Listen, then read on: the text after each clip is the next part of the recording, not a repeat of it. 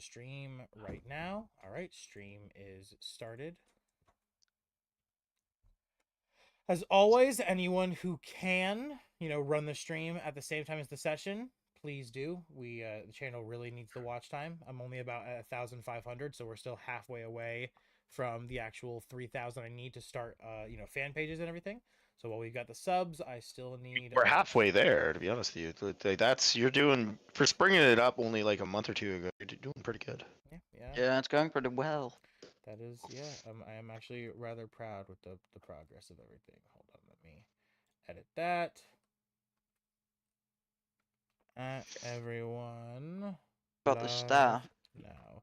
Oh yes. On the topic of the staff, real quick. I did some thinking, and I decided to. I didn't really want to make more creatures immune to an effect, just for the sake of making it leveler. So rather that plus to your charm is also going to work off of a charge effect. So you will be able to use it. Your total charges for the staff are going to be 6 charges total. The extending effect costs 1 charge, while the increase to your save costs 2 charges.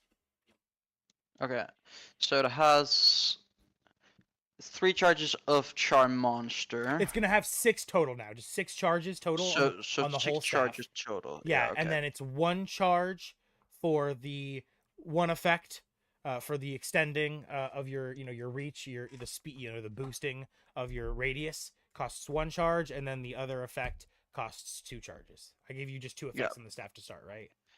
Yeah. Yes. Yeah, you did. Perfect. Okay, then that's exactly what I wanted to tell you. But yeah, the question I had about it, the increase of the charm DC, does that work on any charm or a charm spell? Any charm at all. Okay, so it also works on my class feature. That's strong. Yes, that's why that's why it's got charges now. That's why it's being limited. Yeah. Because I'm trying. Yeah, that makes complete sense. Yeah. I'm trying to scale. Because Yeah, a flat Vadagar, +4 to DC was just crazy. Yeah, Vadagar gave me. What about me? Vadagar gave me something to think about at the end of the last session, where he was like, "Are you sure you want to do that?" And I was like, "Yeah, am I sure I want to do that?" And I was like, "Nah, I don't want to do that." Yeah. I remember just saying that like his DC is already pretty fucking high. Remember that conversation? Is that what you're talking about? Yeah. The DC for his for the charisma thing for the staff. You're the reason why. Yeah. Yeah, that's and then like the DCs for the rest of us. I don't want him being super strong DC wise, making you create creatures that are just super strong against DCs. Yeah, I got you. Because the rest of us do not have that high DCs. Yeah, it's all good. Like, what is it? Zephyr's ability has a fucking DC save of 14. Like. Yeah. Yeah, my DCs are high. I think actually even Garothra's DC is only 14. All right. Okay. Well, we ended up being a little bit later than we thought we were anyway. So, of course, let me just...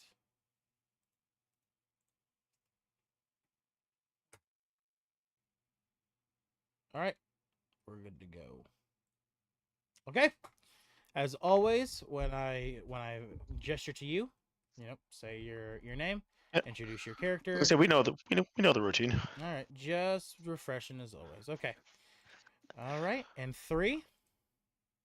Oh, everyone say hello to the live viewers watching now. Of course, I think we do have like 1 or 2 people who aren't actual players watching. Hello. Yep. All right, let's get this combat going. I'm sitting here waving to my screen like they can see it. All right, guys. In 3, 2, 1. Welcome back, all you beautiful adventurers, to the Orphan Guild. It is I, your host, the D&D Orphan, back with another episode of Sunday Sessions of Whispers from the Abyss. We are here to finally finish the fight of the Outlaws' Refuge for once and for all. Where we left off last week, Gorb, the kingpin mind, more intelligent than anyone knew him to be, a true powerful inbred dragon. And after beating him down to half health and being able to reach back into his mind, they broke the chains that bound him to his unintelligence and freed him to finally be his true self, allying with the group to fight against the evil kingpin, who currently has been polymorphed into a ferret with the stat block of a squirrel. The kingpin is also currently asleep, incapacitated. He normally, however, looks like this. This was all done by the wonderful magic of our lovely bard, Emmy, as they all teamed up together to keep him pinned down to recuperate, as the rest of the group recruited Gorb to their aid to begin the final stage of this fight and once and for all free the outlaws' refuge from the evil grasps of the awful kingpin. With that, I am joined with our lovely host of a cast of adventurers. As always, at the top we have the amazing Atlas. Hi, I'm Atlas. I play Atlan, the Blood Moon Cleric. Who is a wood elf, correct? Correct. From there, we have the gorgeous Godak. Good. This is Clark, who plays Gadak. And I play a wildfire druid turtle. From there, we have the enamorous Emmy. Hi, I'm Kareem. I play Emmy, who is a College of Glamour bard high elf. And last but certainly not least, at least for now, we have the vicious Vadagar. Alright, I'm Twisted. I play Vadagar, the Dwarven Stone Sword. Of Nessa, the notorious Nessa. But sadly, they will be a little bit late today's session, and I will have them do an introduction before their first round of combat. With that, we pick up where we left off last session. For now, I will say initiative has paused. We will continue. I will allow you all to reroll if you would like, or we can stick with what we already have. I do have it saved, so no worries there. I am totally good with staying with that because I rolled an at 20, so. Yeah, I was like, I could use a reroll, but it's not uber important. Okay. It's not super important for me, so. I'm just fixing the initiative tracker because I've got it where it's still two. We're using the actual in-game initiative, or in. Now, yeah, now we can switch back to Yeah. the real in-game initiative tracker. Indeed. Oh, let's go. Indeedy do. Troy is gone, right? Troy's not here any longer. Who is Troy? Oh yeah, Troy. Who's Troy? Don't worry about it. It's definitely no Troy. You did. I wasn't supposed to say his name, so it's all good. Don't worry about it. He's working on it. Okay. On that note, there was one we were kind of pressed for time last time, and I didn't have time to think about this. But it is something that I definitely would have done had we had time. Is that as we came through, I'm going to use an ability. I wanted to use an ability that I've only ever used once this campaign, and is one part of one of my 3 items that I brought with me. Okay. What is that? DM Vadagar's Earthen Fortress. I want to use that. You gonna block off the entrance? I assume. Entryway. That makes Correct. sense. Yeah. So as I come through and everyone goes through, I turn around and I raise up one of my hands, and this fucking wall just blocks off the entrance. All right. Yeah. And that And seals you. I off will roll. from the rest of. I will roll for it because that's how I do it. Oh yeah, we need Oh, to remember. nat 20. Nice. Vadagar, you summon the wall, Yes. and it just forms as a solid piece of steel. Rather than even being stone, you pull from the very depths of the earth iron, and you smelt it, compress it all with your magic, and in an instant, you create a wall of pure steel, unimpenetrable, completely reinforced with magic. Yep, and it is invincible for 1 minute at the very least. I'm going to say for this whole fight, it is invincible. Fair enough. I will take it. You reach deep into your depths. Your father even pumps all of the magic enchanting he can into your soul. And as you do this, this wall just becomes just made of pure obsidian, essentially. It is unpenetrable. Hell yeah. All right. Adding everybody to initiative and getting everybody's initiatives in. I'll say And that is glorious. That is the second time I've cast that spell this entire campaign. while I get everyone into initiative, please, everybody, go ahead and we're out of initiative right now, so everybody do whatever you want to do, role play. Let's get that. Yep. Let's get going. So with that Atlan, I should say now. Oh, you're cutting out, Vadagar, cutting out like crazy. Yeah, you're cutting out hard.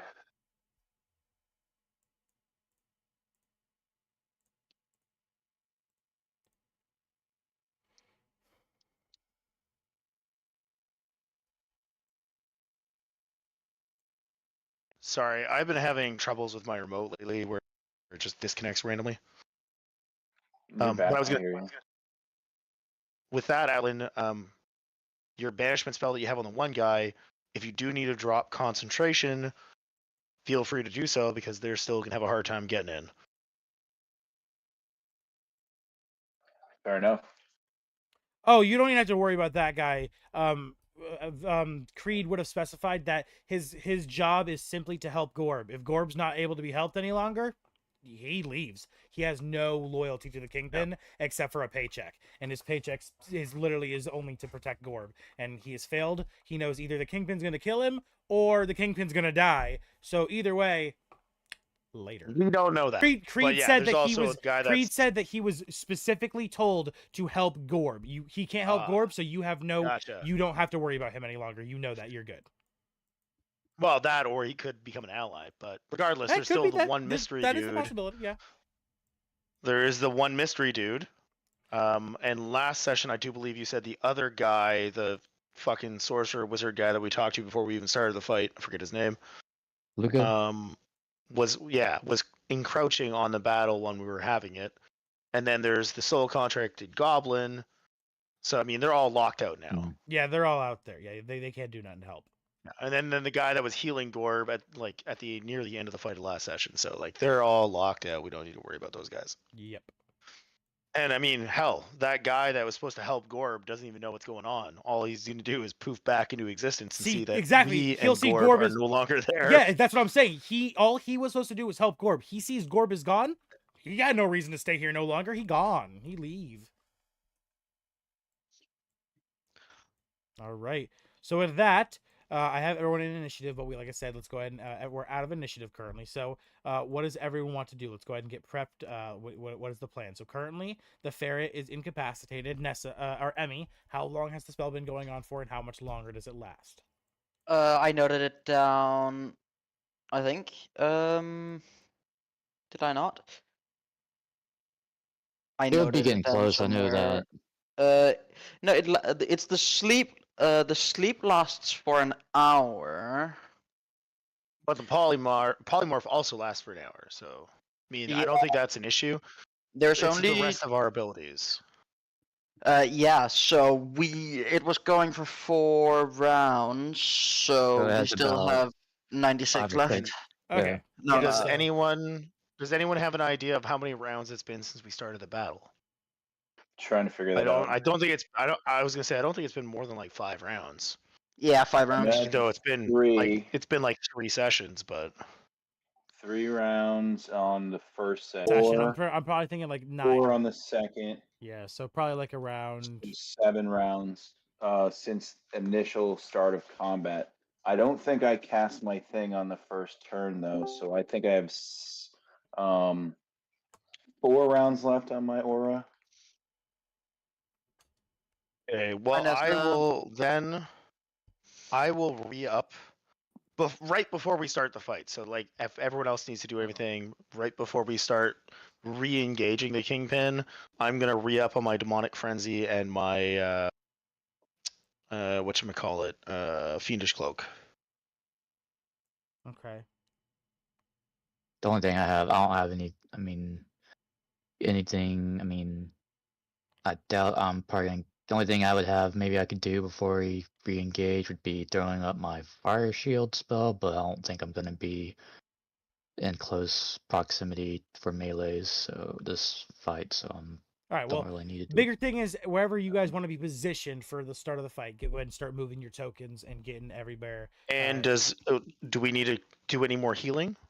Healing too. Yeah, if there's any I healing that mean, needs I to would be done. encourage Think- everyone to get in my circle. I think we pretty much are Um, almost full up. I think on our side, I thought. And Yeah, Emil will while stand we're doing there. that, does Arista find anything in here? Oh, she went to explore in there finally. she- Okay, oh. yeah. Yeah. Oh yeah, no. She was going to do that, but again, we were pressed for time. We were And only we doing yeah our we main actions. we Oh, left yeah okay. we left off yeah. All right, Arista Yeah, so in hops here. into there, and while she doesn't find any items, she looks deep into the waters below, looking into the green, like algae-filled water of the underground lake, essentially, and she sees something deep within the water swim very fast before just vanishing. It seems something is lurking within the water. Other than that, We there's roll a perception, survival, or insight check. out of any of the three, each one would give a different result. So just tell me what you're gonna roll.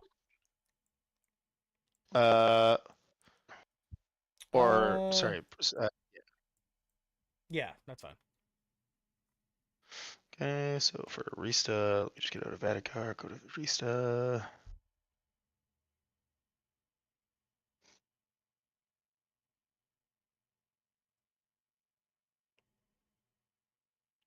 A 17 for perception She sees and a that 14 for insight. whatever the creature is with her perception, she's able to see that it is more shiny than it is dull. So maybe some kind of shiny scales or something of the sort. However, for insight, she's not able to tell too much, except for that it seems the creature was maybe startled by her appearance of above the water, something of the sort like that. But that's all she's able to really tell. And the 14 insight. Well, That's what I was talking about for the insight, was that she was able to tell that the creature was like startled by her. yeah. So that's the 17 perception and the 14 insight. Yeah, it's kind of shiny. It like the light of the lanterns on the cave and everything kind of glimmer off of it. But at the same time, all she could really tell on her insight was that the creature maybe was spooked by her, something of the sort. Gotcha. So she's gonna dart back using her movement, and bonus action dash. Yeah, we're And out of it. she's again. We're out of initiative right now, so just you're good. Just regular shit. Temp HP stack, right? Temp HP does stack, correct? Yeah, great. All If right. you're in my circle for the full 4 rounds, you would gain 50 hit points of temporary HP. Alan's Good. also casting Vigilant Blessing on Vadagar and Straw again, and restoring his Blood Wings. Gorb approaches Are we God. rolling? Real quick, Gorb approaches Godak. You all hear Gorb's thudding footsteps throughout the entirety of the Kingpin's chambers,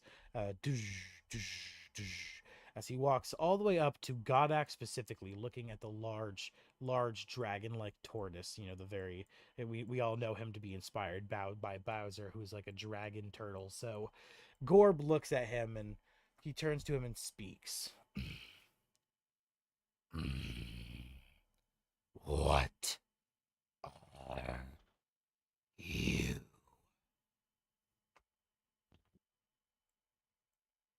Well, in my world, we're known as turtles. You are not a dragon. Looking at you, very confused. No, to my knowledge, there's no dragon lineage in my Very, bloodline. very, very strange. Well then, move aside, little tortoise, and let me be the one to stand at Gorb's face for the start of this battle. And I sort of do a sort of like a nod bow and kind of do like the thing with my arm going out like. And he looks at you, and he kind of gives you a nod. You can definitely tell that he's more interested in you than even Vadagar, who Vadagar has shown much magical potential. But he pushes past, obviously big man, so he does still nudge past you a bit, and he moves into he attempts to move into Gorb's chambers. He sees Vadagar standing in front of him, and he looks to Vadagar and he says, Kingpins, because he's Gorb. "Yes, I know. Gorb's trying to get into the Kingpin's chamber to be the one." Yeah, there we go. You said Yeah. Gorb's chamber, and I was like, what? My bad, Kingpin's chamber. Yeah. So he Yeah, sees Vadagar, you standing kind of in the doorway, and he gives you a look at first. I am like hovering in the air, about shoulder height. Well, you're still in the doorway though. You're still like. Yeah. But so I'm hovering. I'm not on the ground. Yeah, but he looks at you, and he kind of just gives you a glance, and he assumes you overheard him and Godak's conversation. So do you move out of the way for him, or does he have to speak?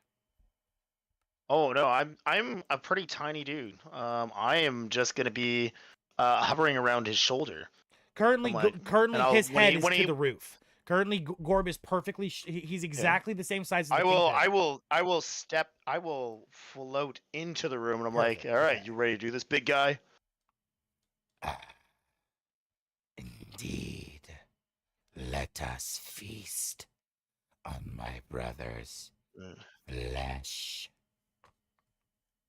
Oh, not sure I'm gonna do that, but Ferret. again, I'm gonna be floating around his shoulder, so like be here, but around his shoulder. Got you. So yeah, he looks like at the ferret, the sleeping ferret. And he turns And back. I sort of scratch my face and yeah, that's Gorb at the moment. If you hit him, he'll turn back. He looks from Vadagar what with the puzzled look, and he quickly looks over to you, Godak, and he says, and he turns back to the ferret, and he kind of, you see his eyes ignite with magic. You all feel the fucking air become tenser as Gorb's energy begins to emanate off his body as he begins to use his powers, and he uses his true sight to examine the ferret, and he's able to see that is indeed his brother. And turning back to Vadagar, he says, It is very, very impressive what you all accomplished today. I commend each and every one of you. Well, you would. he gives a deep, like, grumbling chuckle. And he looks to you, shoulder height, obviously not looking down because you're flying right now. And he says, Very well. I await the go-ahead to squish him like the bug he is. Quick pause. Godak, select who you want. It can't be me because I had it last time. Select who is going to be carrying the golden dice. Oh yeah, I haven't used it yet. Let's see. That can't be you. Yeah.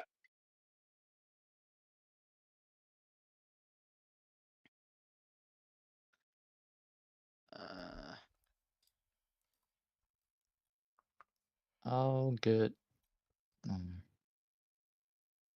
I'll probably give it to Nessa. Yeah, I think Nessa? that's the best Perfect, idea. okay. I don't That's really kind of roll what I was to hit. thinking too, but hey, Yeah, that's kind of what I was thinking too, but at the same time, like, it's up to you.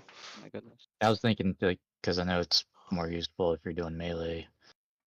I don't have a single roll to hit spell like at all. Yeah. Right. But if they roll a nat 1 on their save, it still True. applies, right? You yeah, clarified that. It's the same thing. That correct. yeah, because they're gonna be in melees, so if they potentially get So chomped so out. they can take a whole 4d6 instead of 2d6 That'd be because fun. I don't have a single damage spell either. Well, don't forget, just out no, of the curiosity, golden die should is we have is given it to Gorb?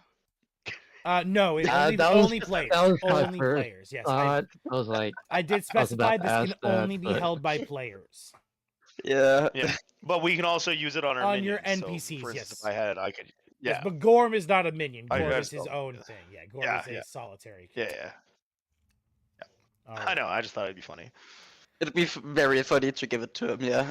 But yeah, no, but don't forget, Kareem, the way the golden dice works is when you have the golden dice, if they nat 1 or you nat 20, you roll the d20, and rather than it being the regular 1 to 10 system, it's just whatever the dice roll is, that's how much you multiply your damage by. So if you have a spell that is 4d6 and you roll a 13, you do 13 times 4d6. Yeah, see, that's the funny part. I only have a 2d6 damage spell, and that's Vicious Mockery. Oh. I don't have a single other damage spell. Oh. Which is why maybe having it's, that maybe on it's something me for is- us to think about. Maybe Yeah. increase the duration of a spell or increase the DC. Maybe I don't know. I mean, I'm probably But anyway. multiclassing Warlock next time. Ooh. Anyway, let's keep going. All right. With that, Gorb will stand by and wait for y'all's sign to begin the battle. Did we Also, all attack at once? I would like to ask, how did everyone feel about the voice? About what? Feel about what?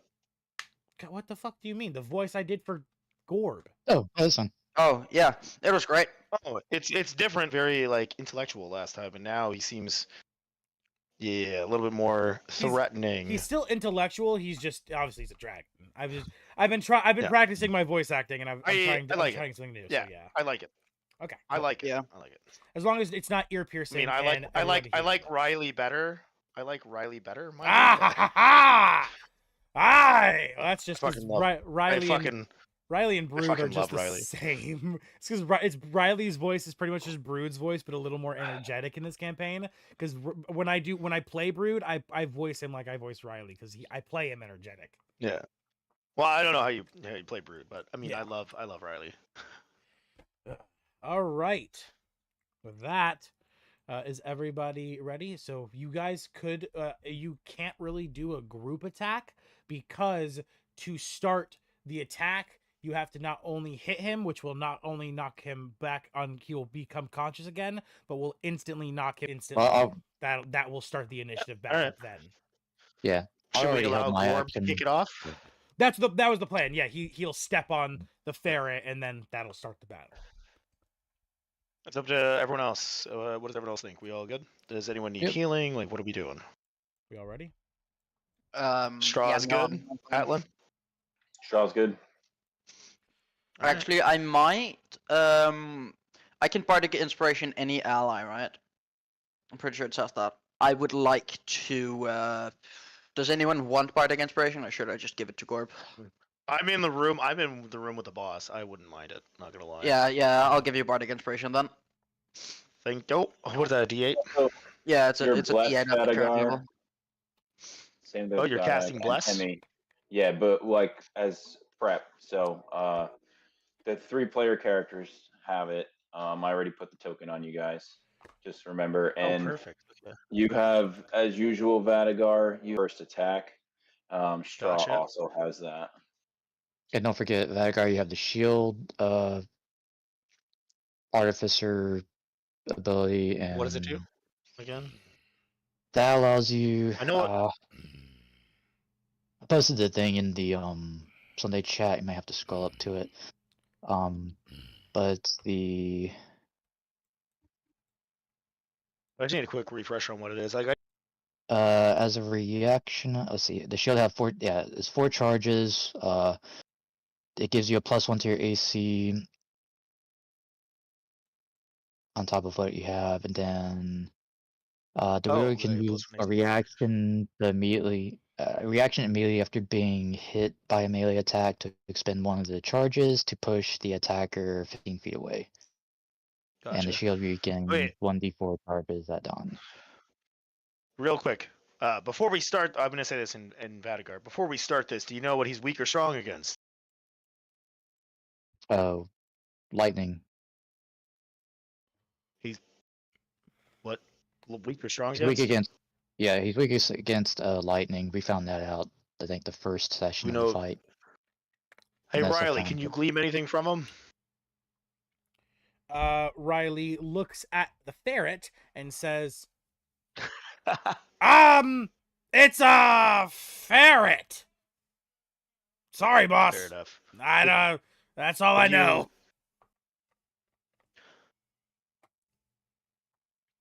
Don't believe No one's. so. No one's.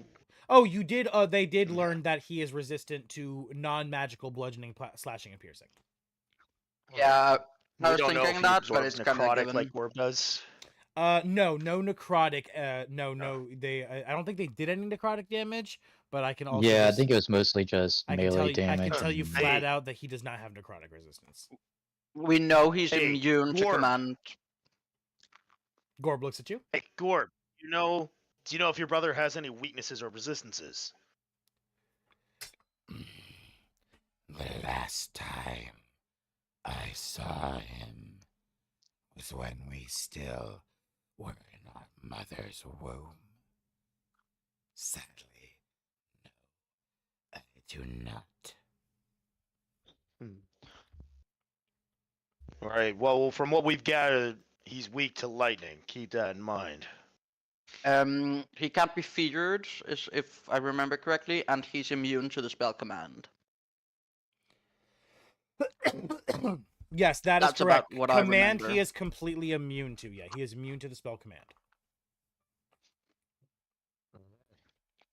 Gorb. Take us off, Gorb. Gorb will grab the kingpin as a ferret, and he turns his head, looking out the hall and at you, Emmy, directly piercing you with his gaze. He says, Elf, drop the sleep spell, so I might say something to him before we start. Yeah, and with that, I drop the sleep.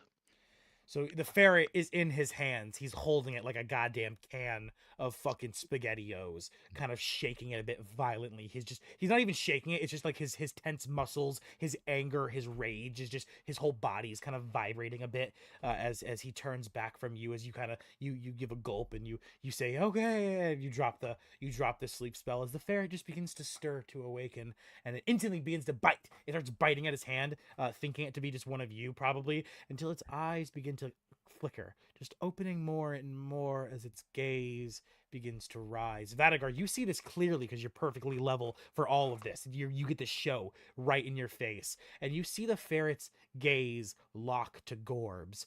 And you have never been more sure in your life of what a ferret's been thinking. Holy fucking shit. I didn't know this could happen because his eyes are wide, the pupils are tiny. You know that look that an animal gets when it's backed into a corner, it's down, the hair sticking up on the end of its neck. That is what is going on with the ferret. The teeth bared. You can see the gums. Does it drop a few ferret Oh, pellets? 100%. You see to the ground just a little nuggets drop to the floor as it hisses and it hisses, and Gorb laughs. Ha ha ha. Ha ha ha. Brother, in the feast. As he takes the ferret, you hear the cracking and crunching of bones as the ferret gasps for breath as he reaches his chubby arms back, and he lifts the ferret and he throws it at the opposing wall. The ferret going flying, smacking violently into the bookcase, just splattering. You see blood, guts, and bones of the little animal just everywhere as the magic begins to circulate. The guts and bones begin to evaporate off of the walls and conglomerate into a big pile of just floating mass, and then it begins to rapidly expanding as the magic of Emmy begins to nullify until the kingpin returns. Down on both knees at this moment, he looks up his eyes catching Gorb's, Gorb looking down to him, and they make it is completely silent for a moment, what feels like an eternity, as the Kingpin turns to his brother and speaks. Well, well, well. If it is not the fat tub of lard back from the cage in which I locked him in. Silence, you insolent rat. I will feast upon your flesh, and I will tear those horns from that head of yours, you rat. As the fight begins. Okay, real quick, my dogs are going crazy. Else paint a picture when he was holding the little ferret kingpin of. If anyone's watched DBZ Abridged, when Vegeta as an ape is holding Goku and it turns into a squeaky toy. Ah, yeah, for sure. That's exactly. There's a lot of good media where there's like some big creature holding something small. Mm.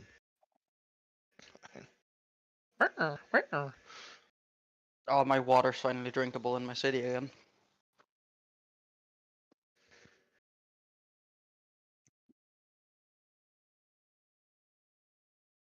All right, sorry about that. Oh, yeah. I was just saying, like, did anyone else have like the mental picture when Gorb was holding his brother of DBZ Abridged Vegeta holding Goku and turning him into a squeaky toy?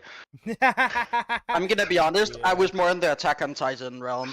That too. That's a pretty fitting one as well. Yeah. Hasta la vista, the bees and the eagles. All right. With that, the fight begins. And at the very top of our initiative tracker is none other than the wood elf himself, Atlin. Take us away. All right, so now that the fight has begun, I'm going to cast my Gentle Divinity.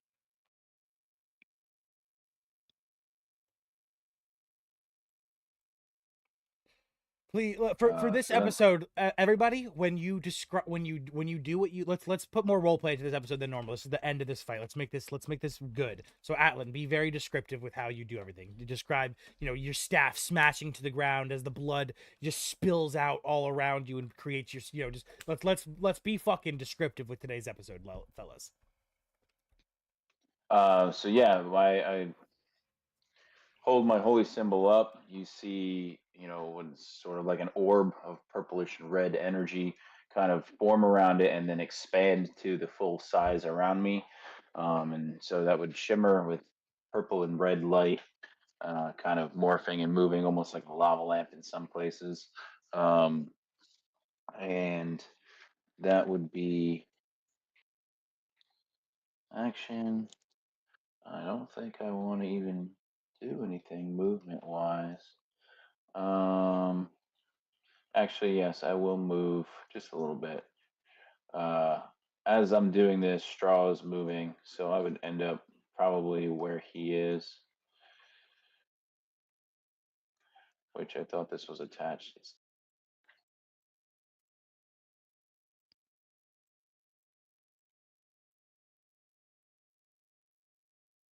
There we go. That's better. So move into place. I'd be from, any expected projectiles, coming out from that doorway, and kind of stand there at the door. Straw would move into place. Actually, I forgot this map is a little bigger. He can definitely get there. So Straw goes storming in, light on his feet as usual. Kind of runs around up to the Kingpin, and I think he's just going to get into position. I don't think he's going to strike out right away. Yeah.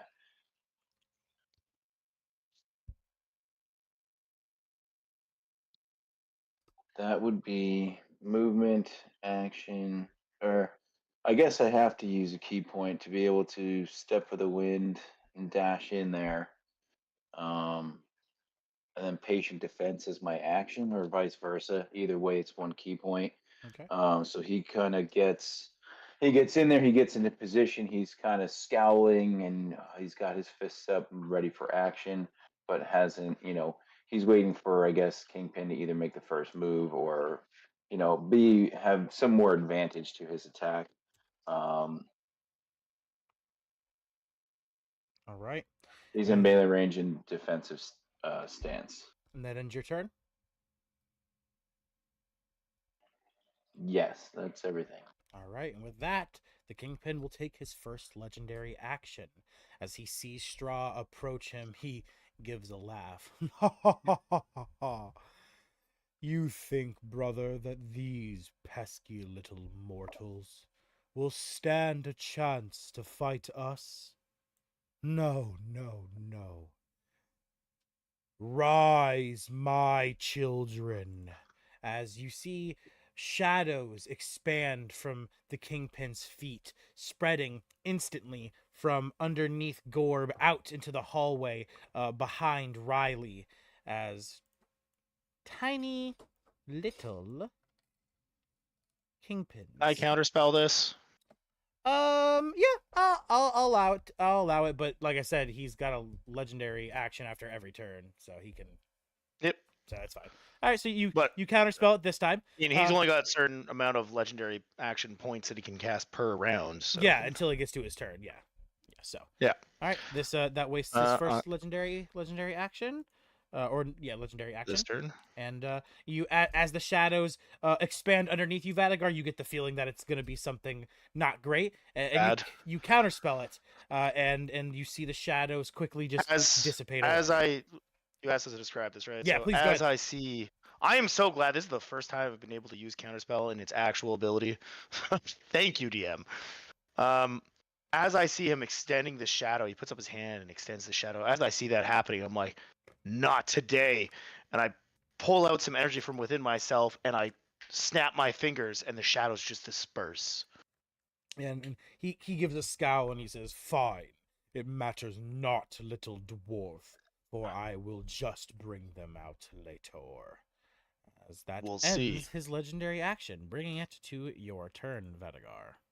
Okay, so I would like to describe, because I did say I was going to rebuff myself at the beginning of the battle, so to describe that, right as Gorb is throwing him across the wall, I take this dark red energy and palm it up into my hand, and I throw it into my chest, and now fire erupts kind of from my body with like dark sparks of flame and fire in my eyes. All right. And for my actual turn. Begins. Yes. Wait, you're invisible right now, Vadagar? The shit. What? I'm using What are you that. That's indicating advantage from your first attack. Once you have your first attack and roll advantage, you can delete that. Okay, I'll just go ahead and get rid of it now since he's about to take his turn. Righto. Oh great! I'll give it to Lila then in the tactical form. Hey Riley, can you sense anything off this guy? He looks to the Kingpin, and he does his thing, and Gorb will take his reaction.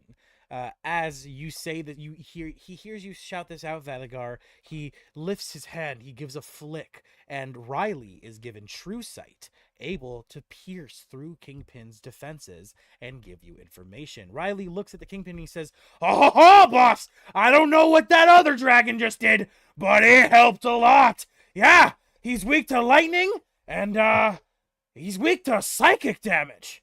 Strange. Resistances are non-magical bludgeoning, slashing, piercing." All right. Thanks, Riley. Hit him.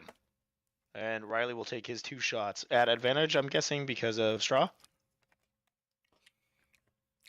Yes.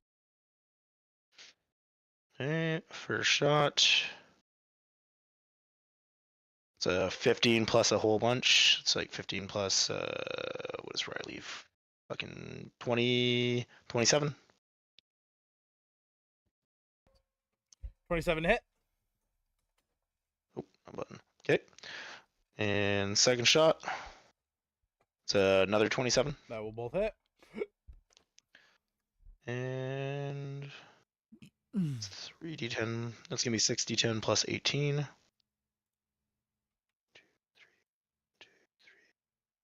And this is plus 18. So 40 points of damage. Okay. Explosive damage. All right. Oh, explosive damage, which means it is fire and force, which means half of it he is resistant to. Or Oh, no, all right. not yes, resistant to. Yes, correct. So he takes 30 points of damage. 30 points of damage indeed. Okay. All right. And then switch back over to Vadigar. He's weak to psychic, eh? I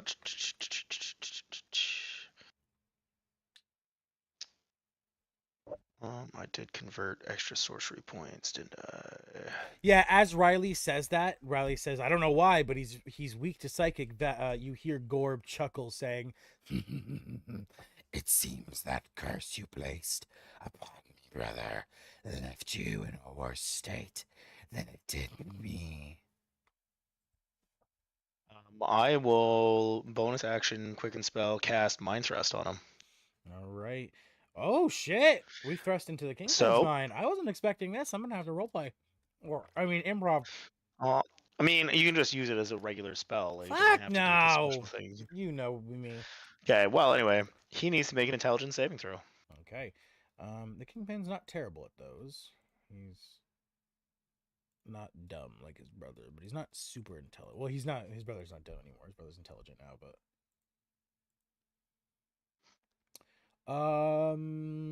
that is a dirty 20. I'm going to reaction cast Silvery Barbs. So roll again, buddy. Okay. That is a dirty 15. It's a 15, not a. I don't know why I said dirty. It's a 15. That's a fail. Damn. Okay. Is he going to use? I think he's got what, 2 more legendary resistances. Is he one of those? What's the spell again? Lance of Psychic Disruption onto the mind of a creature. Oh, within Mind range. Thrust. Right, Mind Thrust. No. Nah, this is better for roleplay that he fails this anyway.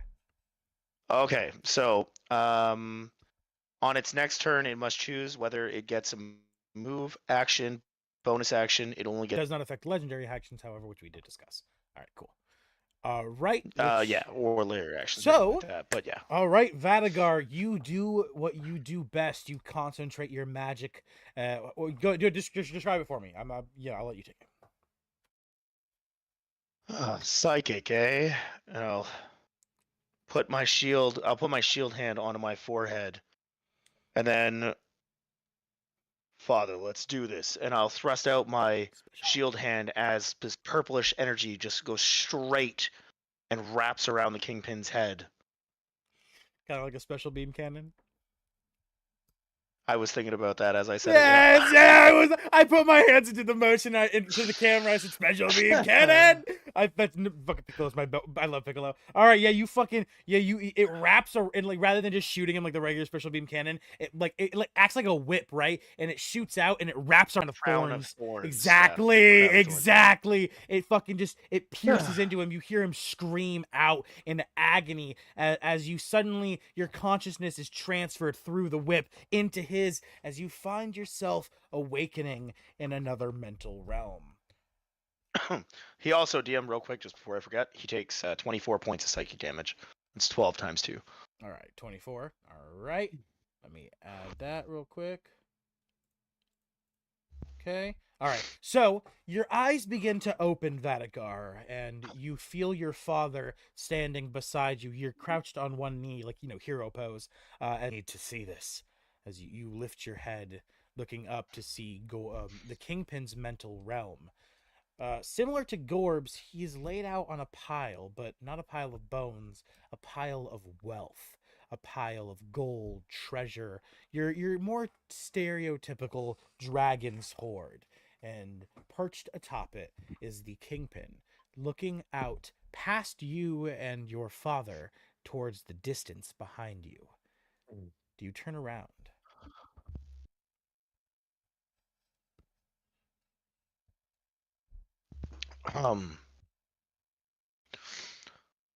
I'll glance over at my father and like kind of like a nod that he won't take his eyes off him, and I'll quickly side eye behind myself. And the glance you get of what is behind you is terrifying. You see the sights as if you were atop one of Sanctuary's mountains. You've seen the huge mountains that create the first one, being entirely surrounded by these just infinitely tall mountains, so high that no matter how high you flew, you could never reach their peaks. They descend, they ascend all the way past the clouds, maybe even into the heavenly realms themselves. And you always wondered what was perched atop these mountains, and you finally get to see what is perched atop these mountains, but it is not the kind of sight you wish to see, Vadagar. As you see behind you, just the descending sight of Sanctuary, not only the Tristram clearing, but every clearing you've seen so far, and places you don't recognize in the distance, a desert, a city upon a port, and a large castle city in the distance. All three of these locations and Tristram just ablaze in hellfire. Everything just destroyed and just covered in destruction and rot. You see hundreds of thousands of little versions of the Kingpin just infinitely throughout this environment. You see them wreaking havoc upon the lands. You hear the screams of infinite children, women, and men, and you know that the sight before you is the wishes, the desire, and the hopes of the Kingpin. Nothing but to destroy and rule all of the lands of Sanctuary. All right. I will say, DM, you are cutting out every here and there, kind of like me when I need to reset my mic. Why? The fuck? A little bit, a little bit. We can kind of make out what you're saying, Is but anyone? You are kind of. Anyone else hearing this too? Yep. Okay. Yeah, I can hear you. Is it better it's a little now? crackly on my end. Better now? Well, I'm not sure until you actually start talking in sentences, but like it did. It's been like kind of cutting a little bit of each of your sentences out. Okay, is that better? Hello, dee dee dot dee dee do do dee dot dee dee do. Diddle do do do do do do do. Is that better? Am I cutting out Yep. still? Much better. Okay. Yeah. Awesome. Weird. All right. Okay, so does that suck me out of his mental realm, or? No, you're still you just saw this. We're still in his mental realm. He doesn't even acknowledge you. The Kingpin doesn't even acknowledge you and your brother. He is staring off at the destruction, the chaos that he is causing in this dream, essentially, of his. I see what your goals are. I will not allow it to happen on my watch. And I want to, while I'm in his mental realm, I'm going to think about my mental realm and that golden, glowing energy that I felt there.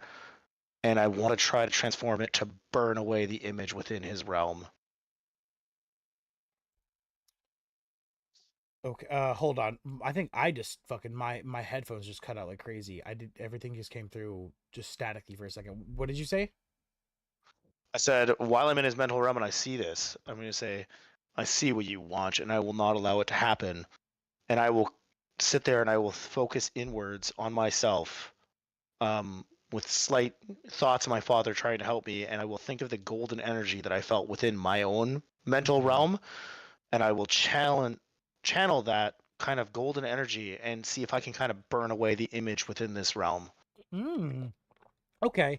While where you attempt to burn away the image, something else happens. You instinctively feel the need to raise your hands, and doing so, roll me your magic's charisma base. So roll me just a charisma roll, because Arcana makes no sense for you. Yeah, your mic's still cutting out a little bit.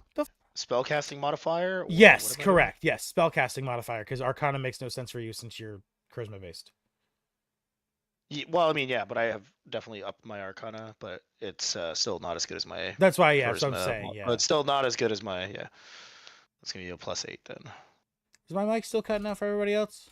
Is it better still or no? No, it's better now. Fine for me. I am going to use my last regular inspiration. This one equals. To reroll that. That is even worse. So the first one was a 6, I think it was, or a 7. Well, anyway, 6 plus 8 would have been 14. You feel your Oh, father. plus. Hold on. 15. 17. That's as best What's I the can D6 do. from? What's the And D6 from? Zephyr. and also your father lays his hands on your shoulder and he dumps another d20. So you roll another d20 and add it onto your 17. That is a 34. There we go. You and your father together, he pumping all of his magic into you, channeling his own enchanting, essentially enchanting you himself. You feel the empowerment, you feel the own energy in you skyrocket. Zephyr on your shoulder, you realize that she is here with you as well in this mental realm, and she is as sickened by this sight as you and your father are, and her pumping her magic into you, and you finally breaking through from your hands. Ascends that same pillar of golden light that you saw within your own mental realm. It skyrockets into the air, piercing through the clouds deep into the heavens. It just radiating like does everyone know the Erd tree from Elden Elden Ring? Ring. Yeah, so you know how it's glowing and it just the branches expanding and everything from the top with the energy like that, just this golden beam of light shooting into the sky, branching off, creating these thousands of beams of golden light just extending off far beyond the sky the eye can see, lighting not only the hellscape underneath it, but also the infinite oceans surrounding Sanctuary, as all of the versions of Kingpin look to the sky, roaring out in anger and in pain as they begin to fizzle. They begin to they distort like a character glitching in a game. They begin to just vibrate, shaking, almost like unraveling.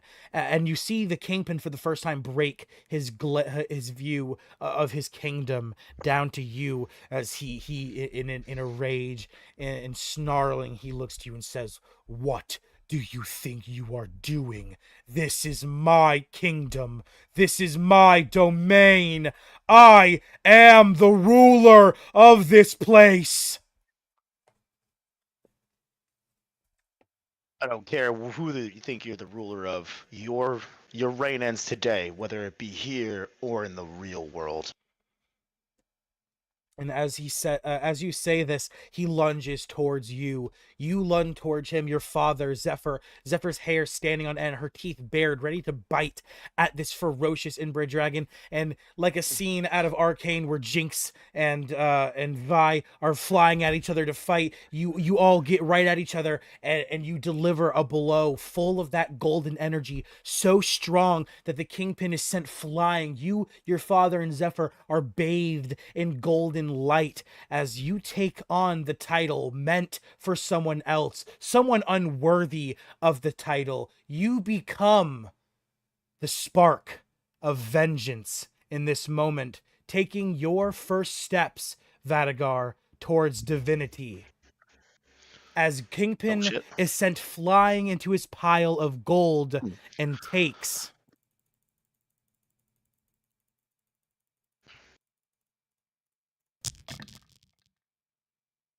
Oh shit. 315 damage from you, your Jesus. father, and Zephyr as he is sent flying into his throne, the gold scattering across the mountains, falling into the pits of the canyons below. He screams in anger, "No! My treasures! My treasures!" And as he screams, he raises his hands and everything begins to fizzle, distort, and destroy as you begin to blink, your eyes readjusting to the reality of the world around you. And you see before you the Kingpin staring up at the sky, not the sky, but the ceiling of his room, almost lifeless, dropping down to both knees. From where he rose himself just a bit ago, and he looks almost defeated, looking down to you, saying, "Fine. Let's do this, you fucking mountain cretin." Yeah, I'm right. I will never let your dreams come to fruition. Put you to end you here. If you think you got what it takes, feel free to come at me. I can do it again too. And then I will. What do I want to do now? I am going to. I'm going to follow that up with, as I say that, I'm going to stick my hand out and chains erupt from the ground in a fiery explosion and commence to try to wrap around him as I need him to make a DC charisma save. I'm gonna make this at a disadvantage too after what just happened. That is a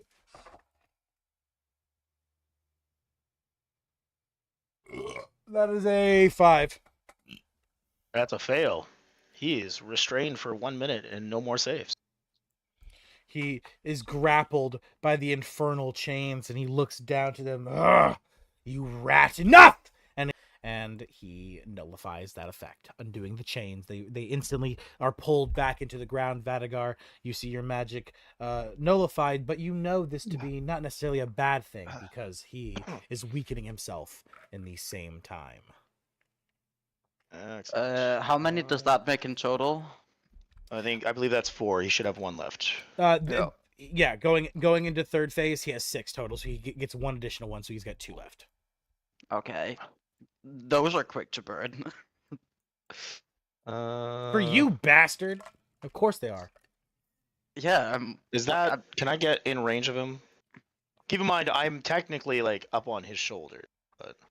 How much movement do you have? Can I 30 feet? Can I get within range? Hold on. Owlbear is. I gotta refresh it. I'm fucked up real hard. Everything is loading weird.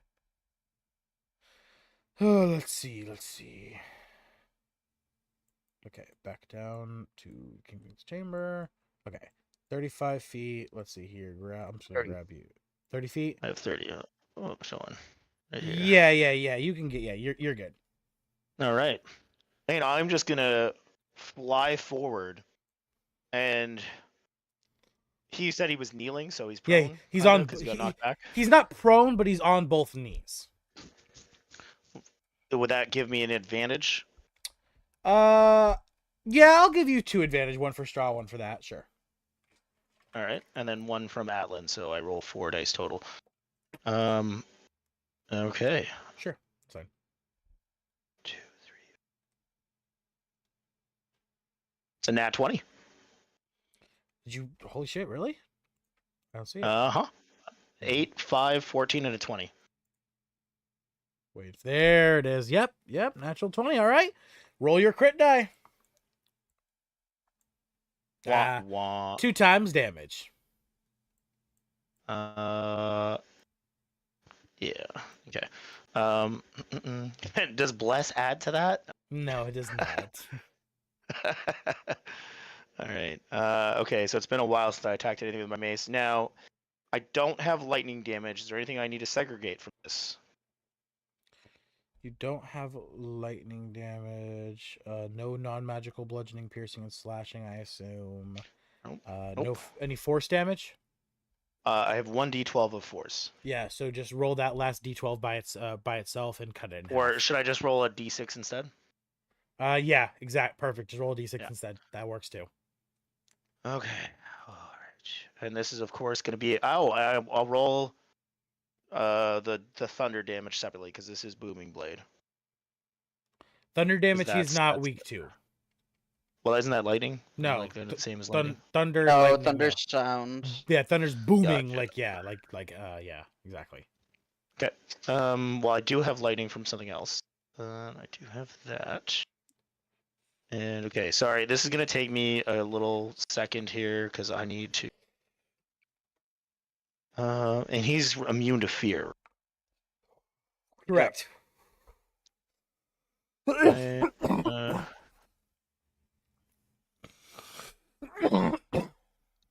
and where's the other one that I just learned? Where's Nessa? God damn it! Nessa's Missing over. maneuvering. Nessa, you said? Yeah, Nessa's trying to Right remember here. what I. Oh shit! What maneuver did I learn from you again? Nessa? Yeah. What maneuvers do you have again for your battle master? Let me check. I just got back. I had to put baby to sleep. Was it commanding strike? I do have commanding. I have a lot, bro. I have. It was precision. Well, that's not the one I learned from you. I think I Oh yeah, learned the no. one that allowed someone else to take an attack of opportunity or some shit. Menacing. Precision, trip attack. Trying to think. I think it's commanding strike. I think is the one I learned from you, right? That's the one that allows you to get someone else to attack. Correct. I think it was. Oh my god. I think it was. Yes. Yes, So Commander maneuvers. Strike. Commander Strike. Okay, so add that, and then commander strike is. Oh, I can't use bonus action. That doesn't matter. When you. Well, I Yeah, will when use you attack. maneuvering strike, I guess. Okay, and I'm gonna start adding d20. Sorry, it's been a long time since I attacked anything with a flail. Over a month. God damn it. I apologize if my turn is taking so long, everybody. It's no worries. No worries, man. I had a Okay, so baby, bro. Literally, I was patient. It's fair. It took the orphan's storytelling to put him to sleep. I'm not even joking. Is that good or bad? I tell her. Am I that boring? No, no, it No, was- no, but your voice because helps it's a babies. fantasy realm. It's a Yeah. baby, bro. It's a baby. They don't really get neuron activation like that. It's you can't judge it like that. The only dopamine they get is from milk and from seeing a toy they like. Yeah, okay, And okay. binky. Yeah. And anything that looks remotely like a nipple because they know it means milk. Or anything they could stick up their nose. Yeah. Alright, well, that's fun. That's fine. Think that might be everything except for the lightning damage. Now to double it.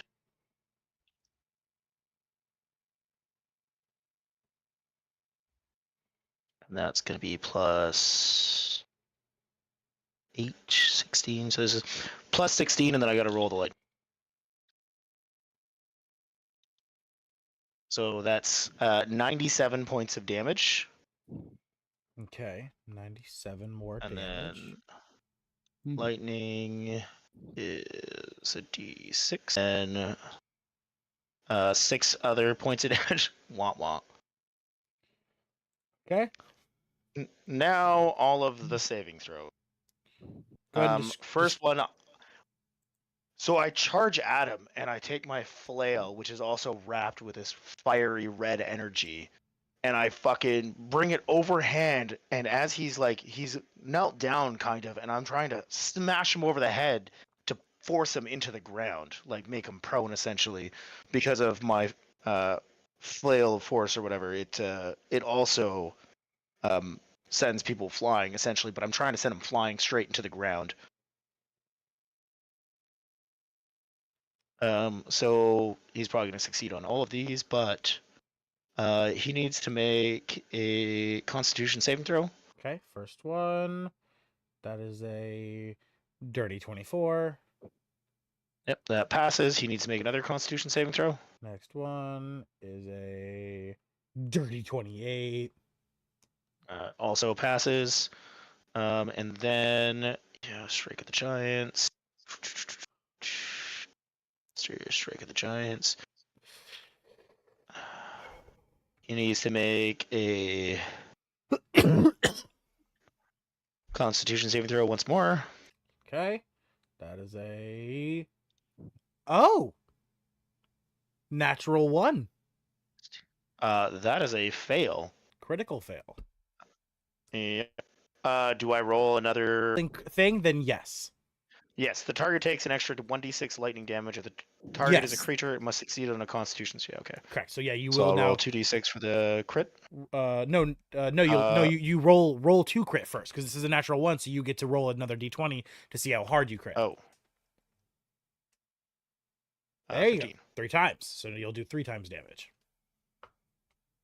That is 20 more points of damage. All right. 20 more damage.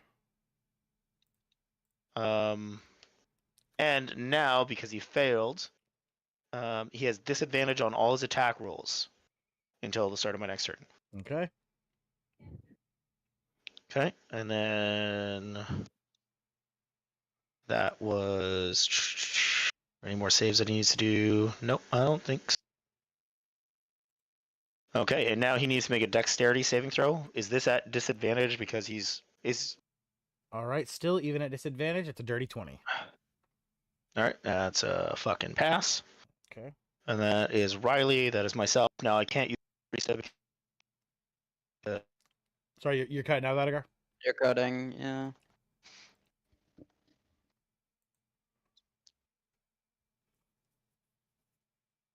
We're all in the same combat now. I can either pick her or Riley. So I do believe that might be it. However, my commanding strike that I used, or not commanding strike, maneuvering strike, maneuvering attack. So a creature can use its reaction to move up half its speed without provoking opportunity attacks. I am going to give it to Gorb. Gorb can move up to half his speed if he would like. Right now? Yes. Yeah. This is a perfect opportunity. Gorb's gonna fucking charge at Kingpin. He's gonna fucking charge and he's just gonna fucking grab his shoulders. Edgar, I'll put down here at the feet since he's on the ground. All right, perfect. Okay. And the Kingpin, that's my Gorb turn. runs at the Kingpin. All right, and that ends your turn, which means it is the Kingpin's legendary action again this turn. And he says, "Enough! Rise, my children!" As once again his shadows begin to extend, and little mini Gorbs are summoned out in the hall. Little Gorbs. Little bigger. Oh. Boop. Boop. Boop. All right. As three little Gorbs, not little Gorbs, little Kingpins are summoned out in the hall. They each then are added to initiative with their own initiatives. So I'm going to read Kingpin 2, Kingpin 3, and Kingpin 4. Now let me go ahead and roll their initiatives.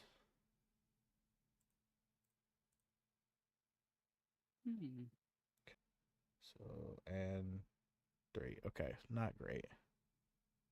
Okay. 11, 8, and last one got a 6. All right. Which means none of them get to go yet. Which means that your turn is up. You see shadows extend. Oops, sorry, Alan.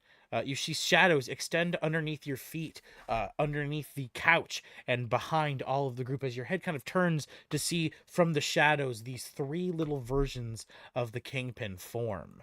And they all enter initiative ready to fight. Okay. I will cast my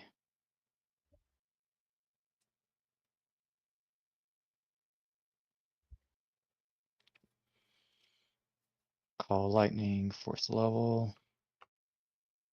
And spell is not right. This 60. And it'll be going be a strike against Kingpin, and I'll need to make a dex save of 19. Who's making this? The regular Kingpin or one of the mini ones? Kingpin, regular. Regular Kingpin. Okay. Dex save. He's still at disadvantage because he's on the ground. So that is a 15.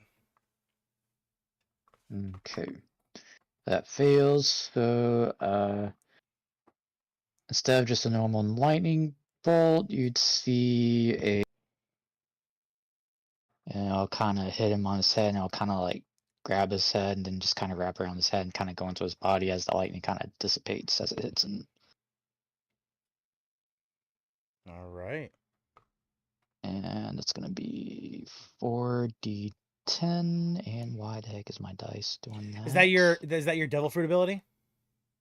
No, this is the call lightning spell. Okay. I remember your devil fruit ability has a damage one, I think.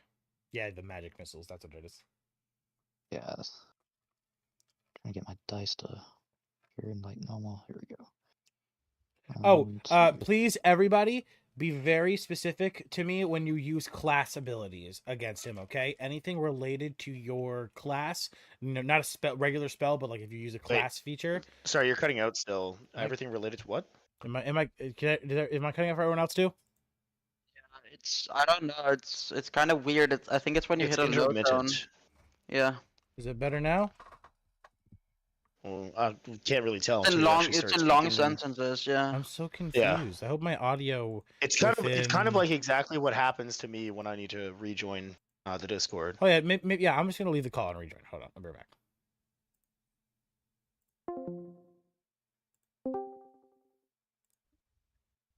All right, let's see. Am I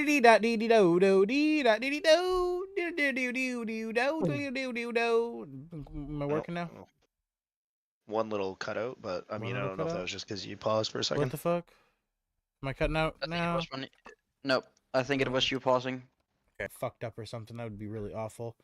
It could also just be like the internet having an issue or something too, right? Hopefully, I'll have to see in the episode if someone can watch the episode and tell me if in the episode I'm also clipping the same way I was when we were talking like this. So we'll have to see. That'll be the deciding factor. I say it sounded good throughout that whole little talk that you had right there. So let's continue on and see if it happens again. I'll let you know.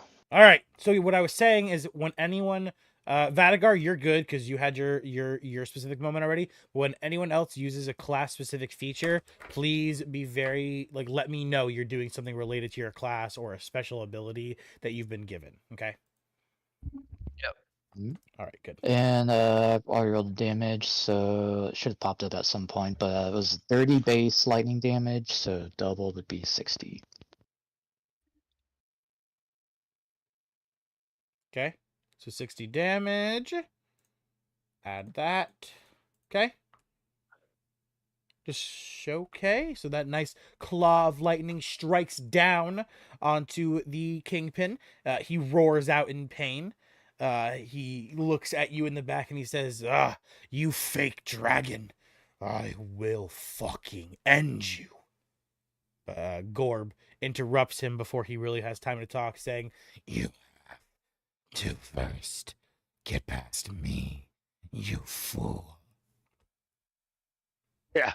Don't forget about me either. And I don't have any bonus action thingies I can really do. Yeah. At the moment.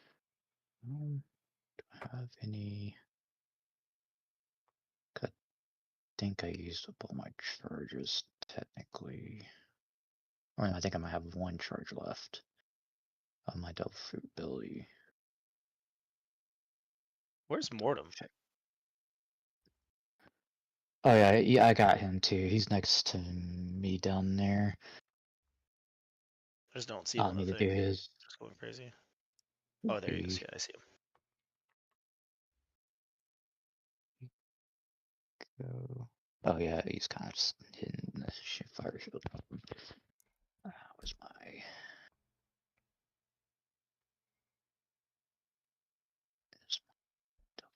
Thing. I know I used one charge for the shield. I already used one charge for one lightning missile attack that I used to take out Fairy and the other lady.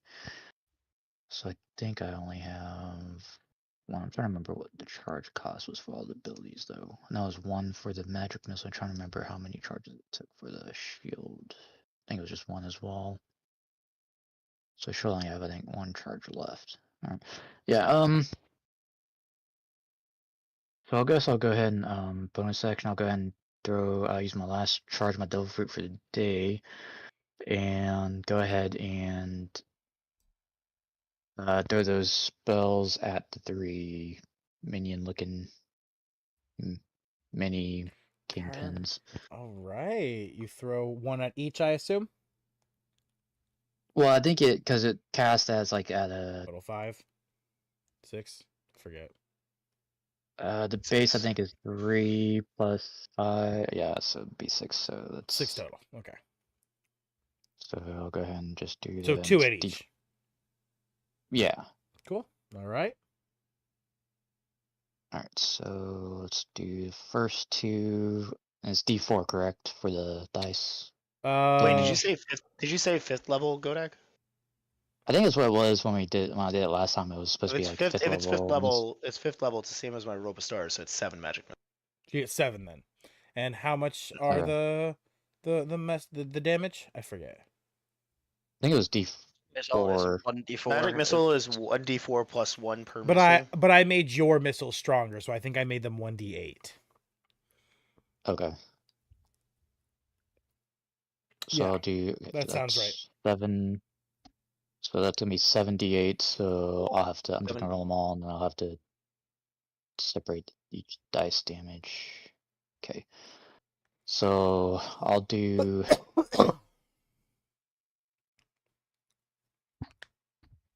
I'll do 6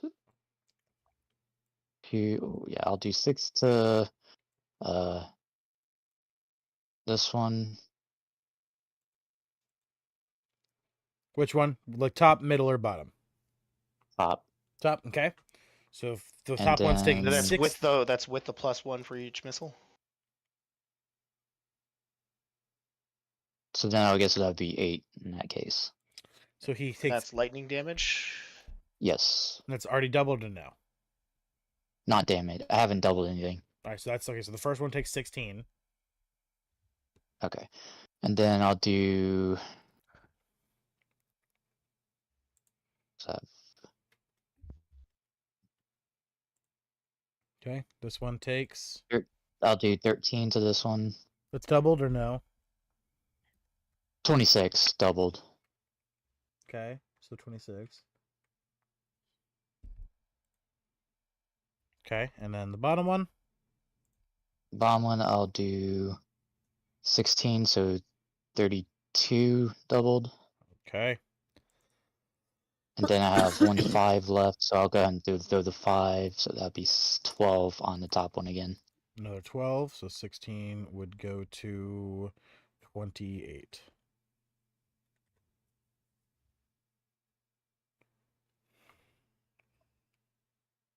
And that's all the dice damage. All right. Rolls.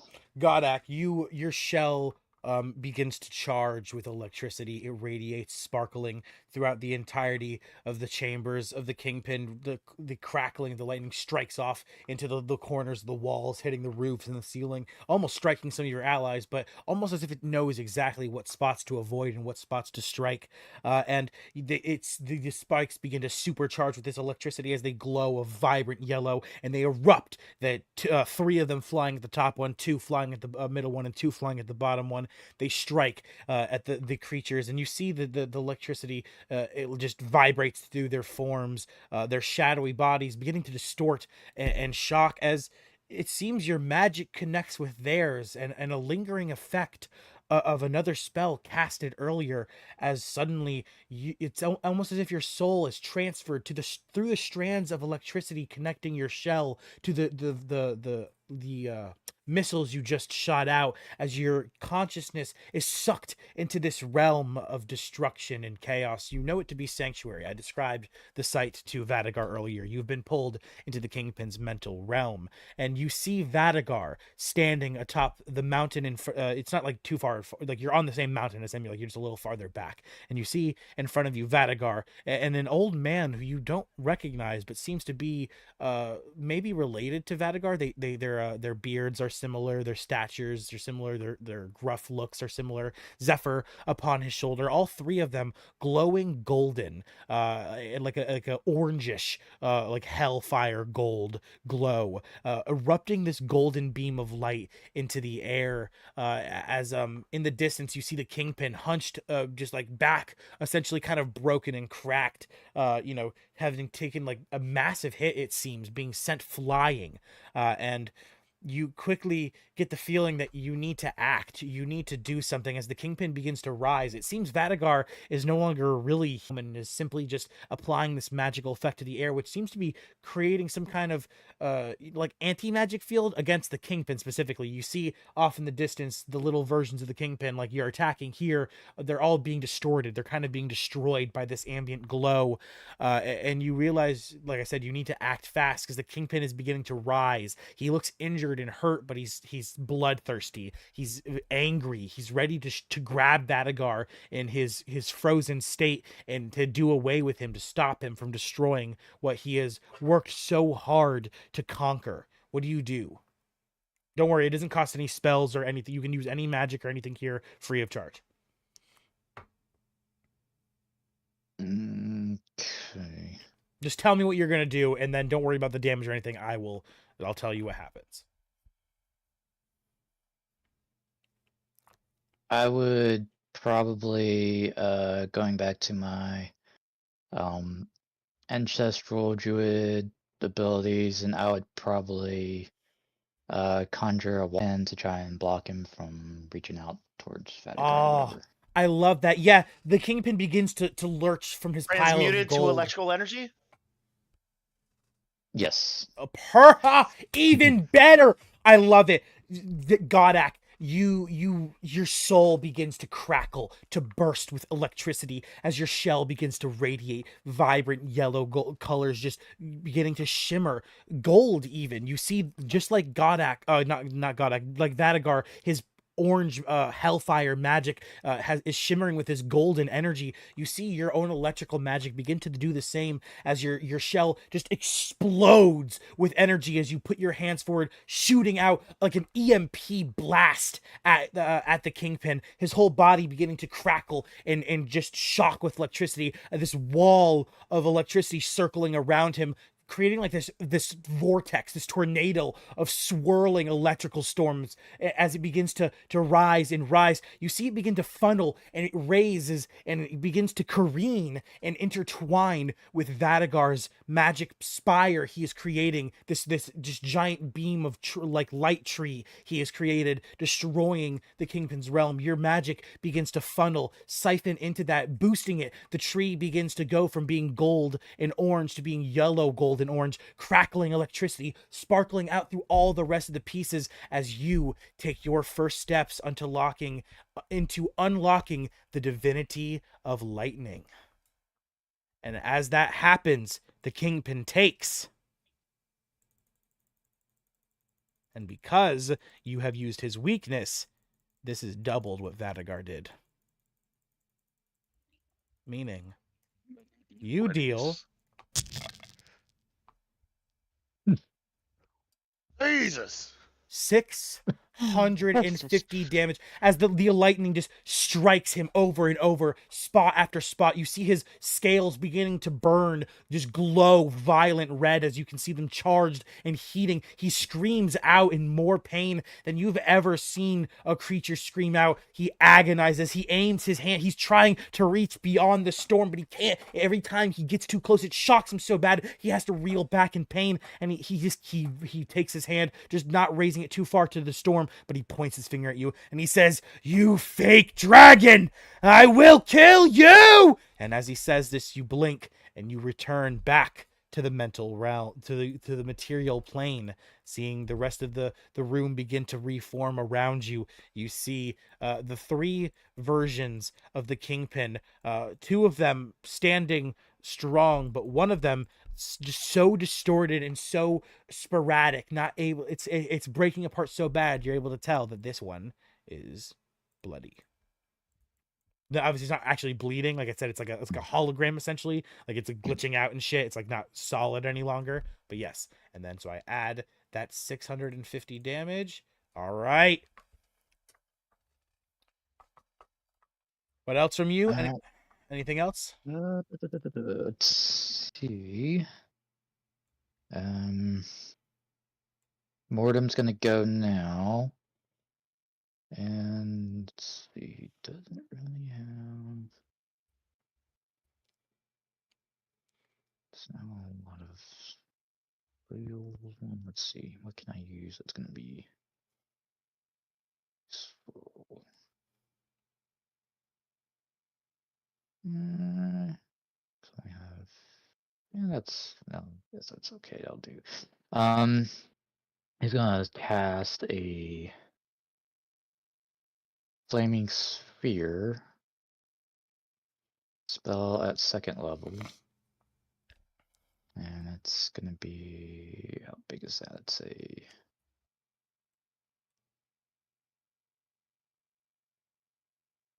how big was the radius? 5-foot diameter. Okay. And he's gonna plop that over into this area here.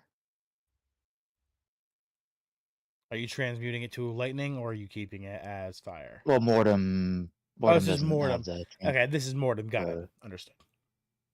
yeah. So it's just gonna be a 5-foot sphere, and 5-foot diameter, 5 feet of it.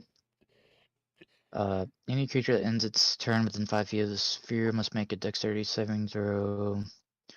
And the creature takes 2d6 fire damage on a save. As a bonus action, you can move the sphere up to 30 feet. If you ram into a creature, then they must make a saving throw. When you move the sphere, you can direct it over barriers up to 5 feet tall, or and across pits up to 10 feet wide. Sphere ignites flammable objects, not being worn or carried. All right, you trying to put it where it's close enough to hit both of these guys, or just one of them? Right there. Oh, yeah, I'd probably put it maybe there. Okay. I'd say if you want, you Yeah. could honestly put it here, and you could hit all three. Yeah, that's fine. Cool. Yeah. All right. Cool. You place it. You create a Mortem. You see him mix some vials together, and then he takes a big swig of something, and he just and he shoots out a loogie. And as the loogie comes out of his throat, it engulfs in fire, and it lands right between the three of them, creating the flame sphere. And so I guess at this point, it doesn't really do any Because it has to end their turn. Doesn't it damage do- from I was gonna say, doesn't it do damage initially. when you cast it? It's Flaming- when it flaming ends sphere? its turn. It's only when a creature ends its turn there. But I still have my bonus action. I can technically use it to slam it into somebody. It doesn't say when a creature this enters the radius. It says just when the creature ends its turn. Specifically it says any creature that ends its turn within 5 feet of the sphere must make a dex save. Okay, so yeah, they have to end their turn. Okay, got it. So yeah, that's why it didn't really matter where I put it in this area. But I'll go ahead and since Mortem doesn't have much on it to do for bonus actions, I'll go ahead and bonus action the sphere into the one that's bloody, so it'll need to make a dex save. All right, and that ends your turn. Dex save. Okay, bloody one, make a dex Uses- save. And it's a 16 to save on this one. It fails. All right, so it's only gonna be 2d6 fire damage and 9 fire damage. 9 more damage. Okay, that makes it at 41. And he doesn't have anything else to do, so that's his turn. So that's my turn. Okay, Goddic ends their turn. And that brings us to the Kingpin. Oh, he is going to use a legendary action before his turn. He is going to rise. As he looks up to Gorb, he begins to raise from his knees 1 foot at a time, thudding up. He tested strength checks.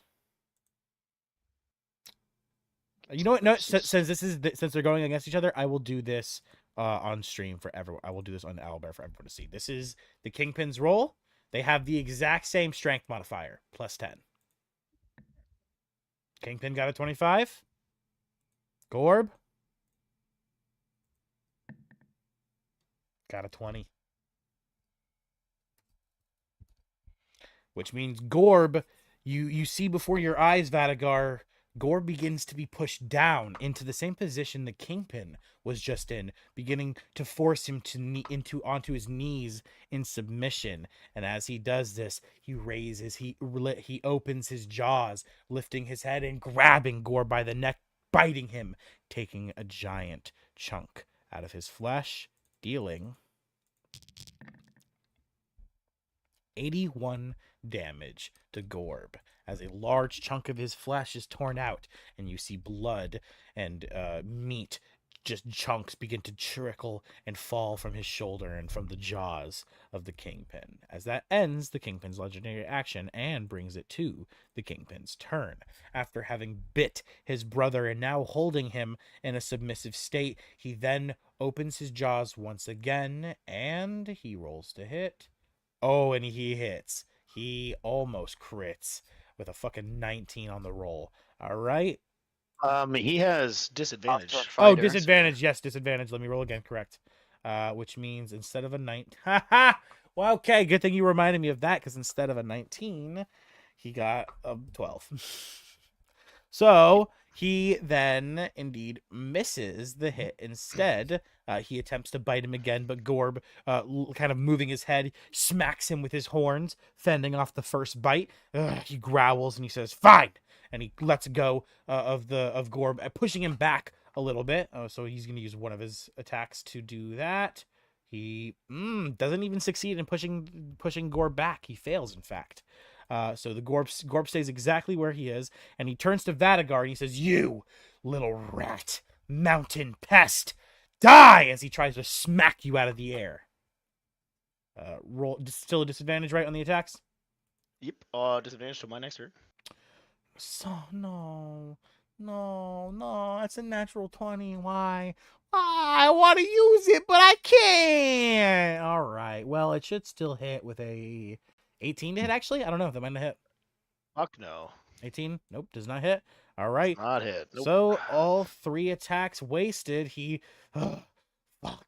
As he will use his 1 layer action as his bonus. For his attack, I fucking dodge out of the way as his hand comes to strike me. A little bit of energy, like electrical energy from the strike of the giants, fucking sizzles him and moves his hand out of the way, and I just smirk at him. And I'm like, "Is that all you got?" And he says, "No, that is not all I have, mountain pest," as he uses his layer bonus action to breathe. He does not have a bonus action. Oh, yes, right, yeah, because of the, yep, you are right. He did his attack. He can't move. He can't bonus. Moving was not on his mind. Bonus, however, was going to be used, but he cannot do that, which means he will end his turn. Emmy, you are up. Indeed. An hour and a half into the campaign. Yeah, it's great. I love high level combat. This magic that are coming from these 3, is it actually coming from these 3, or do I feel it centered on him? Yeah, it's just him. Yeah, you can see they're just him. They're extensions of his body. Yeah, it's him. Yeah, Great. Yeah, it's just So they're first, like puppets. I get 18, so that's 88 temp HP. I now have. Then I move 30 feet, so that's here. And then I look at him. I point to him. I like wave my finger side to side like a no, and I cast Dispel Magic. All right. There's a roll, or is it? I forget. I haven't fucking. No one's used. Depending on the level I cast it on. Yeah. What? It's so if I cast it at 4th level, it's any 4th level spell or lower just instantly disintegrates. I would like to ask if I can roll Arcana to see if I can determine the spell's level. Oh, if it's over or under. 3. I can tell you it's over 3. I can tell you any spells the creature is casting are probably level of spells you can't cast currently. Okay. So I will cast a normal 3rd level Dispel Magic. Okay, which will require use my 3rd level for something else. Okay. So you use your 4th level. So yes, I will then make a I will then make I need to know the DC. The DC is 10 plus that's the spell's level. Oh. your Okay. spell effects level, I roll a my spell modifier. Okay, so Spell if casting ability. so it's 10 plus 7 then? Yeah, that will be it. Yeah. 7th Okay. level spell shit. Yes. So 17. And that's a what kind Yeah. of check I have to make?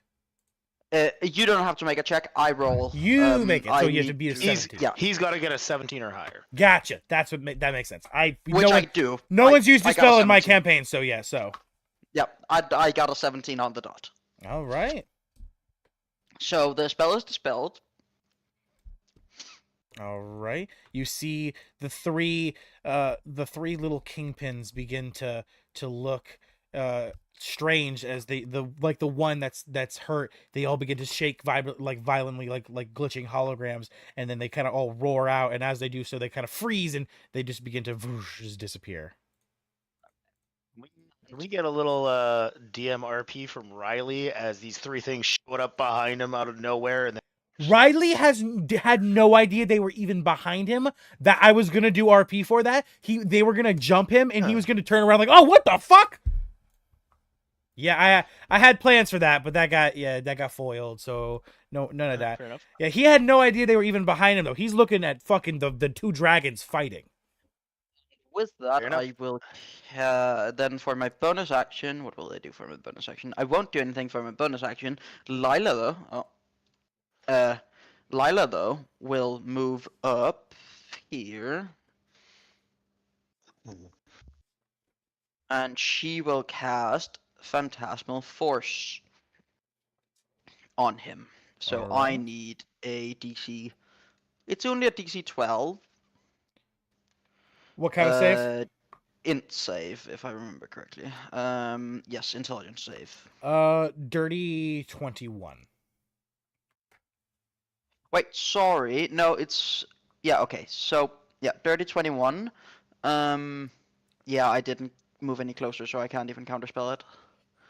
Let me see if I got 30 feet closer, could I have? I would have been within 60 feet. Damn. I should have misty stepped first. Okay. So. didn't use your bonus action, you can technically misty step. I can. True. So I misty step. Emmy misty steps 30 feet closer. Okay. And with that, she's within 30 feet. So I will cast Silvery Barbs, as she again shakes her finger, saying no, no. All right. So I re-roll that save, then I assume, right? Yeah, yeah. You roll another dice and take the lowest number. Okay. The first one was the lower number. Okay. Well, it's worth a try. And that will. Oh, actually, shit. No, I'm wrong. This one is the lower one. It's a 20 instead of a 21. That's my bad, actually. Okay. She's still. But yeah, still- we're good. I wanted to clarify though. I fucking Yeah. It's fine as long as it's not under 12. It's fine. It is what it is. All right. Yeah, and that will be my turn. All right. You didn't use any class features or anything? No. Okay. Just wanted to clarify. All right. That ends your turn, meaning the Kingpin will take his legendary action. I think. Hold on. That is so. It's since his turn. I'm assuming the staff takes an action to use. The boosted range effect is a free action to use a charge Yeah, but for. casting from this staff, I guess, I'm assuming is an action. No. Your staff can just be used as your casting tool. It's like a microphone, so you can like sing into one. The boosting range is a free action. The other one is a bonus action. The increase to your save. That's your bonus. You can use that as a bonus action. Yeah, so I assumed since you got your staff, you've just been using that since you got it. So you've been singing into that rather than playing your guitar. Yeah. Well, rather than playing my drums, yeah. Oh, drums? Oh, I thought you had a guitar because your character holds a guitar. That's Yeah, my but bad. I also have Rhythm Maker's drums. Well, you could also you could say that your Rhythm Maker's drum, you stretched it around a guitar and you cut a hole, so you're using that. Yeah. You can always There's- reflavor there's it. many Just things. use the item and revamp it to a guitar. Yeah, It's a rhythm exactly. guitar. It's Rhythm Maker's guitar, exactly. Yeah. Flavor it the hell you want. Yeah, but now, but yeah, that is my turn. All right, perfect. After this fight, definitely go to Brood with that Rhythm Maker's guitar, and you can have him add that effect to your staff. So let's go ahead and Emmy ends their turn. Kingpin got all their legendary actions back, which means he is going to use his first legendary action. He is going to say, enough of this bullshit. Rise, my children. And once again, boop. 3 fucking roll initiatives. 1, 2, 3. Okay. Roll their initiatives. 9, 4, 19. Well, that's fucking actually bad for me because whatever. Whatever. All right. 9. Nope. 4, and I'll do. They have a lower dex than you, so I'll just change it to 3, Nessa. So you go before that one, and then the last one. Man. The last one. 19, and then label them 1, 2, 3. Okay. All right.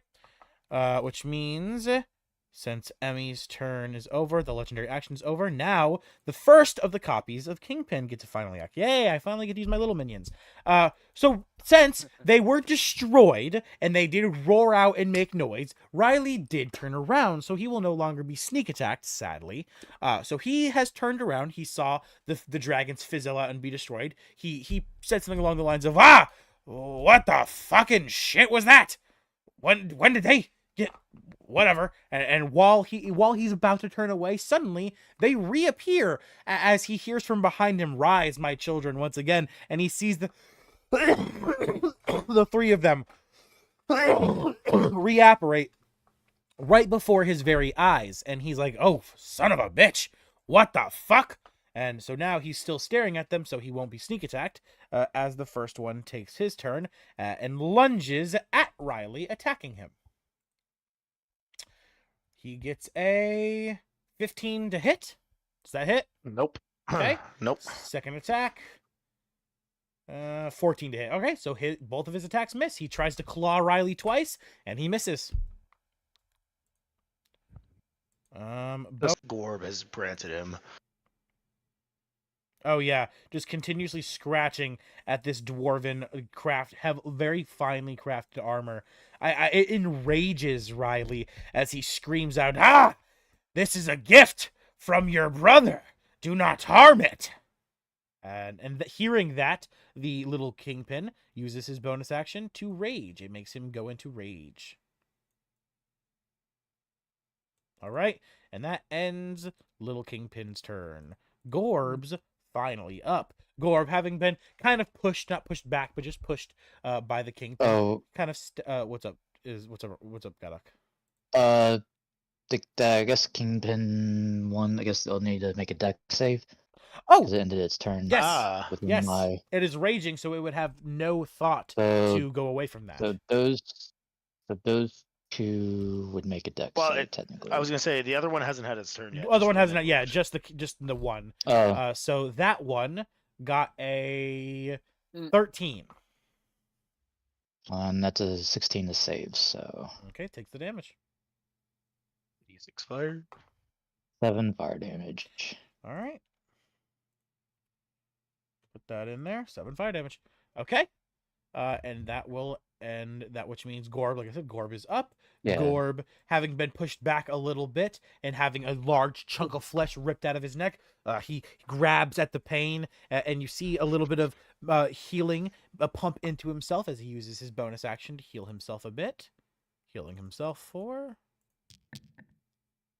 46. Okay. He essentially undoes most of the damage Kingpin did to him.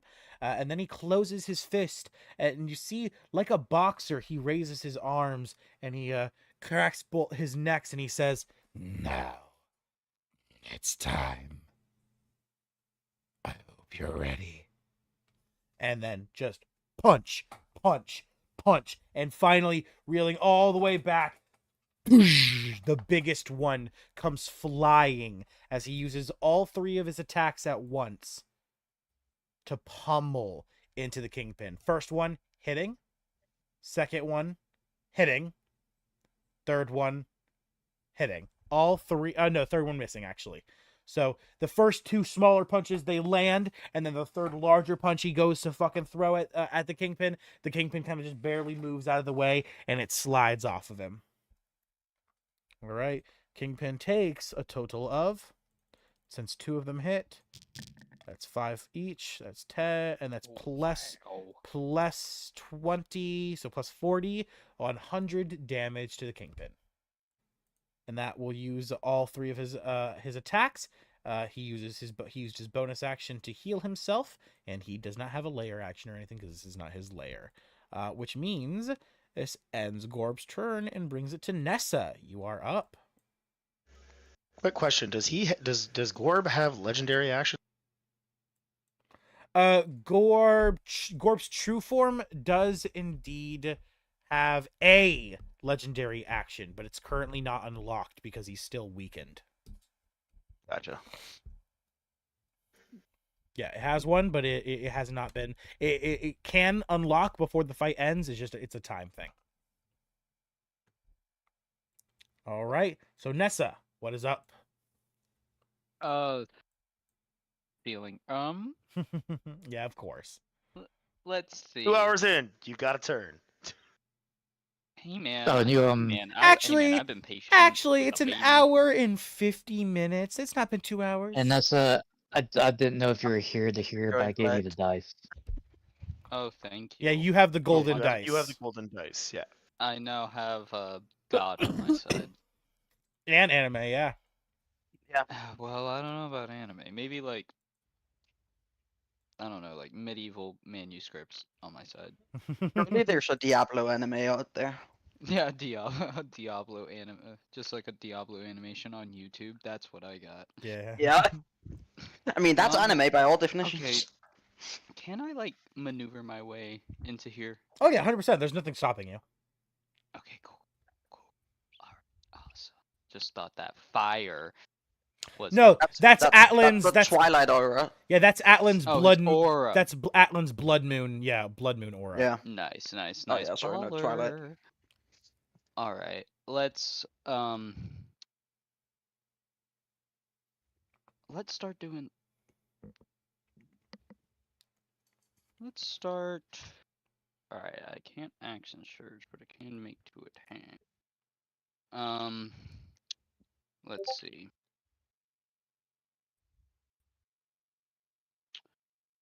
Let's do, of course, the 2 attacks. I only got 2 charges left on this thing. To do, from my shield, to do that attack. I think that's the plus 12. The death beam ones? Yeah, the death beam of absolute. Well, it's Frieza's nature. death beam, yeah. Yeah, Frieza's death beam, or as I like to call it, the Death Star's ray. The actual name of that attack is the Emperor's Beam. The Emperor's beam. Oh yes, beautiful. Mm-hmm. And keep in mind, if it's an attack roll, you have triple advantage from all of us here. Yes, that's a plus. 12. Come on, let's see it crit. I want to see the God Die be used finally. It's fucking been in play for 2 sessions. This is the 3rd session. It's been in play and it's not been used 1, yet. 2, 3, 4. Come on. Just plus 12, and I'll do 20, the math. Nat 20. I'm good. 20, please. Yeah, I'm just hoping for his character to Alright. die. 15 plus Damn. 12 27. is 27. It will hit. Yes. So that is 2d12 lightning damage, 2d12. So roll cold, them separately, because lightning he's Yes. weak to. 2d12. So we'll do the lightning first. And he also has to make 2 saves. 7 lightning damage. 14. 14. And then this is the cold. 11. Okay, not bad. So total damage. Total 25. Total will be 25 indeed. Okay. And he does have to make those And saves. this is your devil fruit ability, correct? No, it's his the soul my- gem thing he ate. Yes, the soul gem. That's what it is. It's still a special feature. That's what I was clarifying. Which means, Nessa, as you do the, would you give me the liberty of describing this one attack for you? She just takes out her shield. No, no, no, Very blunt. Ooh. Yeah, I was gonna say You we should do the. Oh, I was gonna say you should do the saves first because it might help illustrate a little bit. Oh yes. That would be good. Okay, fair. To see if they save Yeah, better. that and we won't forget Fail, when we come out of whatever it is. And That is true. I didn't even roll at disadvantage. I didn't roll higher than a fucking 5. So yeah, both fail. So he is what? Paralyzed and restrained? Paralyzed and yeah, he is paralyzed and frozen, which gives you reduces their Yeah. speed to 0. Which means I am going to have to use 1 legendary resistance to get rid of the paralyzed effect, not the That is I the don't- last one. I'm not using both. I'm using just 1, so I've got 1 left. Didn't you use Aw. one? Didn't you use one against me when I did? Yes, the... I said that in phase 3 he gets 1 he had 2 additional. left. He had 1 additional. Right. He Okay, goes so he's he goes got from 1 5 more? to 6. Yes, so he's got 1 left. I'm not getting rid of the frozen effect, just Hey. the paralyzed effect, so I can Hey, still fucking bud. attack. Hey bud. I have extra attack. Okay. Well, fucking- either way. Hold he's off for a gonna do second. his little story thing first. Hold on for a second, Nessa. Fucking goddamn. Yeah, you can kill the enemy. I'm fine. Sure. Nessa, you take your back shield. From you pull it from your back. You feel in this moment that it's time to make use of the wizard's gift to you, that important, impactful memento that has now found its way to fusing with this back shield, and you instinctively get the feeling that this is what you should use to harness your energy into this attack, and like a fucking goddamn rocket laser beam, you charge the energy into your shield, and the eye opens in the center, in the cap. And it fucking from the pupil, this beam just emanates, just piercing through the center of the kingpin, leaving a gaping hole in his fucking chest, like not where his heart is, and not where anywhere too important, but like right above like the collarbone area. There's like a fucking like 3-inch diameter hole just going all the way through him. You see blood in chunks, like a Mortal Kombat fatality. Fucking Johnny Cage punching through the rib cage, pulling out the heart, or whoever did. I can't remember who specifically. But the beam charges through, and as this happens, you see that some lingering magic. You don't actually even see it because you're not really a magic person. You're a crafter and a little bit of an enchanter, but not really a super magic in-depth person. You aren't paying attention to the arcana and the weave constantly. But the lingering magic from Vadagar's earlier spell combines with your beam of electricity and of cold, and as it pierces through the kingpin, it's almost as if it all slips into his as well. And before you see a scene of Godak standing a little bit behind Vadagar, casting some kind of electrical field. You see like Emperor Palpatine's lightning coming out of his fingertips from Godak's spiny like spikes on his back. These strands of lightning coming off of him and just creating this vortex tornado, just striking this what you can see in the distance to be bold. You see Vadagar raising his hands along with some older man who you don't recognize, and Zephyr, his pet, on his shoulder, creating this beam of golden light, creating branches and these strands of golden energy that seems to be almost healing this destroyed and corrupted realm around you, which as you see the realm, you see it's just wrought of destruction. Little tiny versions of the kingpin, like out in the hall that you've now seen have been summoned, are out scattered, stopped because of what you assume to be Vadagar and Godak putting a stop to the kingpin's evil efforts. And in that moment you must do something to help, because at every moment the kingpin reaches farther and farther. He's beginning to break through the electrical storm, and he's trying. That what he's going to do is he's going to go for Vadagar. His hands are aiming straight for him, and you have a moment, a quick time to act. What do you do? As I said to Vadagar and Godek, everything in this moment's free, so just Hmm. describe it. Don't worry about damage or anything, because you don't worry about regular damage. Hey, bud. I just yell over to him. His attention kind of snaps to you, confused. Just more and more of you little rats, in his opinion, showing up. You know, I'm not much of the talker, so I'm just gonna put this bluntly. You're gonna die. All right. And then what do you Do do? anything like cast any spells or like cast your thing or do attack or what? I attack. How so? Same way I did. You raise your shield and you strike a I beam. raise my shield and I strike a beam because I got that extra attack in me. I got that dog in me. You don't actually Nope. This Just doesn't say- take this yeah. doesn't take an action. This is doesn't take- completely free. So Oh, whatever this is you want to free. do in this moment, you can. This is Flavor Town. So go fucking wild, Guy Fieri style. Actually, Vadagar. Mhm. I just distract him and I'm like, yeah, no, yeah, no, it's gonna be by me. It's gonna be actually, it's gonna be by Emmy's little fairy, Lila, right over there. And if you just look right over there, and as soon as he looks over, Vadagar just comes in with his axe. Oh Clean. no, in the back. so Vadagar you see is currently creating this beam of light, and it's almost as if he's unconscious. So Godak and him are both like now unconscious because didn't- you see him beginning to Oh, break out of I the see storm now why. that Godak has I created, see. and yeah, Vadagar is in danger essentially. Or it's not really Vadagar, but like this after image, like the lingering magic that resides in Kingpin's realm that is beginning to destroy it.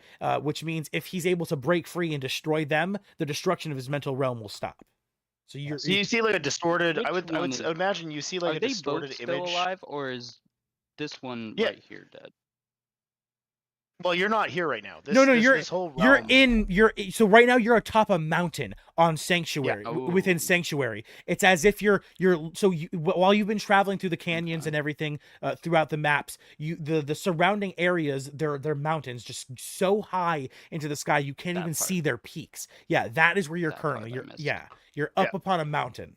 Yeah. So just to quickly paint a picture, is that you see a distorted image of Godak and Vadagar. You see a distorted image of them both, where Vadagar's hands raised in the air, a pillar of golden light, golden fiery light, is kind of tearing the world apart. And then you see Godak holding out his hands and his shell crackling, surrounding the Kingpin, who's trying to break free with a tornado of electrical energy. And he's trying to go and stop. He's trying to reach out to Vadagar, That's a better who's picture. currently destroying his realm. Yeah. Oh no.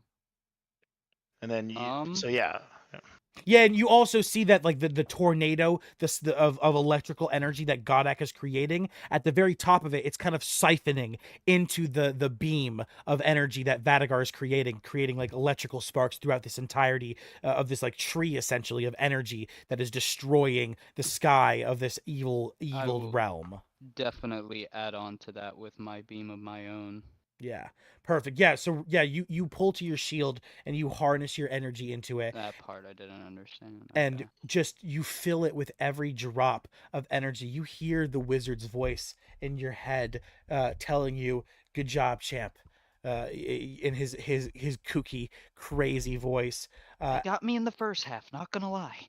as the beam shoots out, the eye opening, and like a teardrop falling from it, the beam pierces out through the sky, creating just a field of cold. Like ice begins to form on the ground of the mountain. It was already snowy because it's super high up, but now it's like a thick layer of frozen ground as it just shot out throughout the entirety of this area Nice. as the beam pierces the vortex, the tornado spinning and swirling, and you see the tornado begin to fill with icicles, just beginning to pierce and stab into the Kingpin. His attempts to reach out and break through the storm becoming much harder as he's pelted over and over and over with this cold energy. You see your own cold magic becoming siphoned as well with the electricity into Vadagar's pure beam of orange and gold light, and you see that your own blue ice magic begins to changing from just regular blue to also becoming crisp gold, swirling together just like Vadagar's and Godax as you take your first steps towards unlocking the sparks of ice divinity. I think you need a break after that beautiful monologue. No, it's fine. It's his job to That was unlock. What do you amazing. mean? That was amazing. Don't worry, we're gonna take a break at the end of first round of initiative, which Yeah. is right after, not after your turn, but pretty much right after your turn. So, all right, and that is obviously that's not any extra turns on you or anything. Oh, right, of course, and the damage. Let me now roll that. Yours is not critical, so it is a regular 30. You deal 335. I was gonna say damage. half of his beam is lightning damage. Lightning, yeah. He's half Oh, lightning, half half ice. of it is lightning damage. Okay, so then I will Yeah, roll so just Yeah. take. an I extra was gonna say just take. 20. Since half of it would be critical. All right, that's an extra 184. Damn. 335. All right. Plus 184. 184. Oh my goodness. That's a 9. Nope. Yeah, that's a 9. 8, 9, 10, 11. That's 519 damage. Oh my goodness. And with that, he is brought to bloody. All right. Beautiful.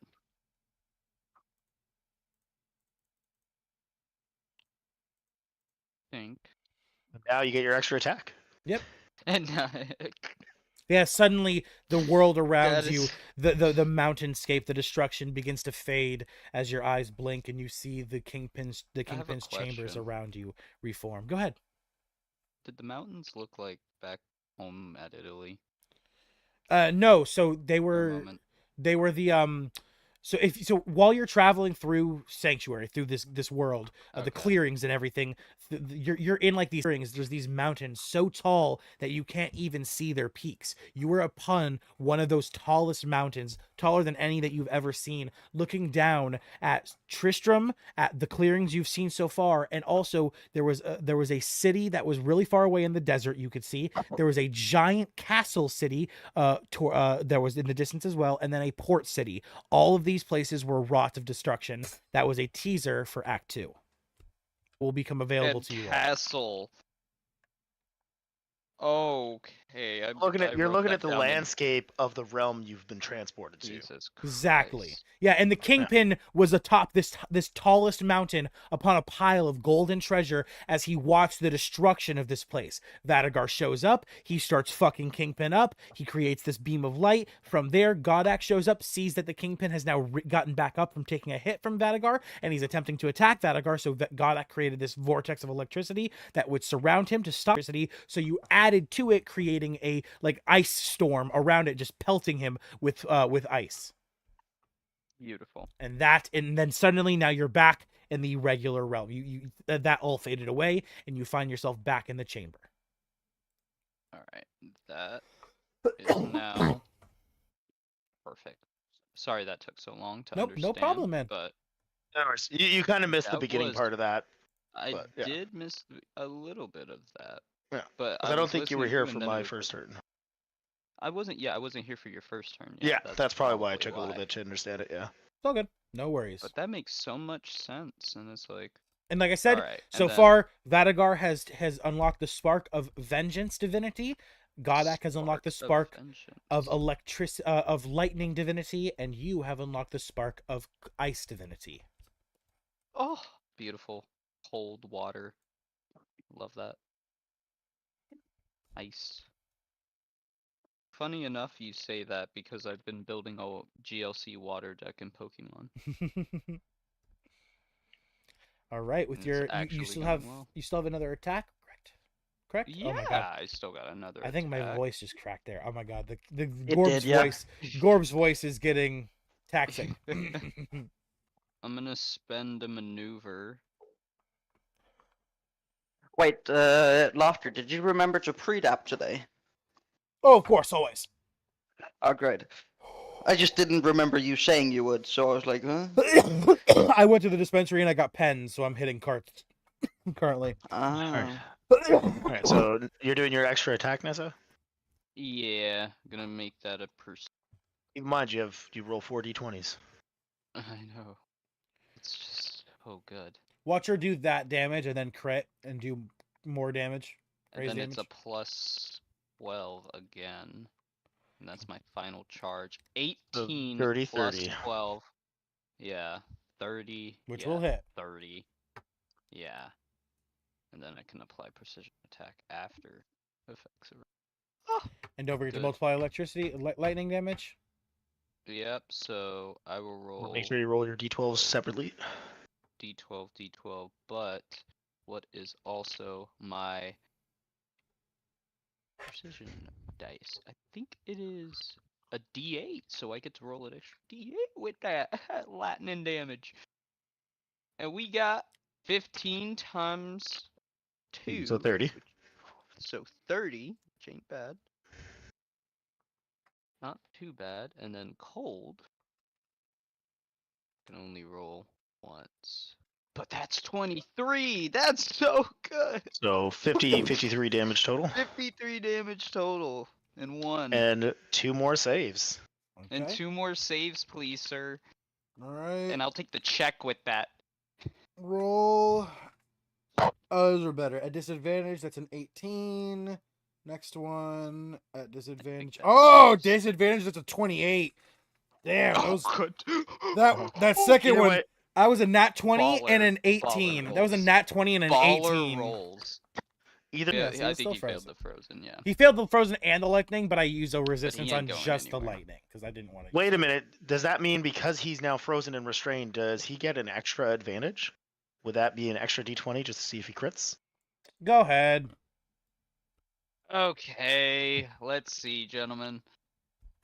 If only I had silvery barbs to burn that legendary resistance. I don't have any reactions either. That's why I Oh, can't do anything. it was one away. So close. So Oh close. my gosh. Oh wow. All right. All right. That ends your All turn. right. That's fine. Should have No, no, multi-classed that ends my into a turn. champion fighter, I guess. I You still have I really Willow. You should've. still Oh, have Willow. I yes. still have Willow. Oh my goodness. Willow's turn. What is Willow gonna do? If Willow crits, Willow you can is use it on going to him. do his signature, shoot a knife from his bow. Okay. He shoots a knife from his bow. And that's we roll 5 d20s. 5d. Ah, stacking advantages. There's an ally within me. This would classify as sneak attack too. Anytime Oh. you get advantages, always sneak attack. Nat 20 Nat on 20. 2 of them. There you go. Oh, would you gosh! would you like to You use can your roll- god die? Yeah. Oh my god, what is my stealth attack? Willow. Would you like? Willow. You Would get, I think you get an extra 4d6. 46. So are you using your god die? So roll. Are you going to use the golden dice on Willow to do to roll the times damage? Yes. All right. Because geez, this is the best time to use it. Roll the when you d20. crit. All right. Let's see how many Uh, times.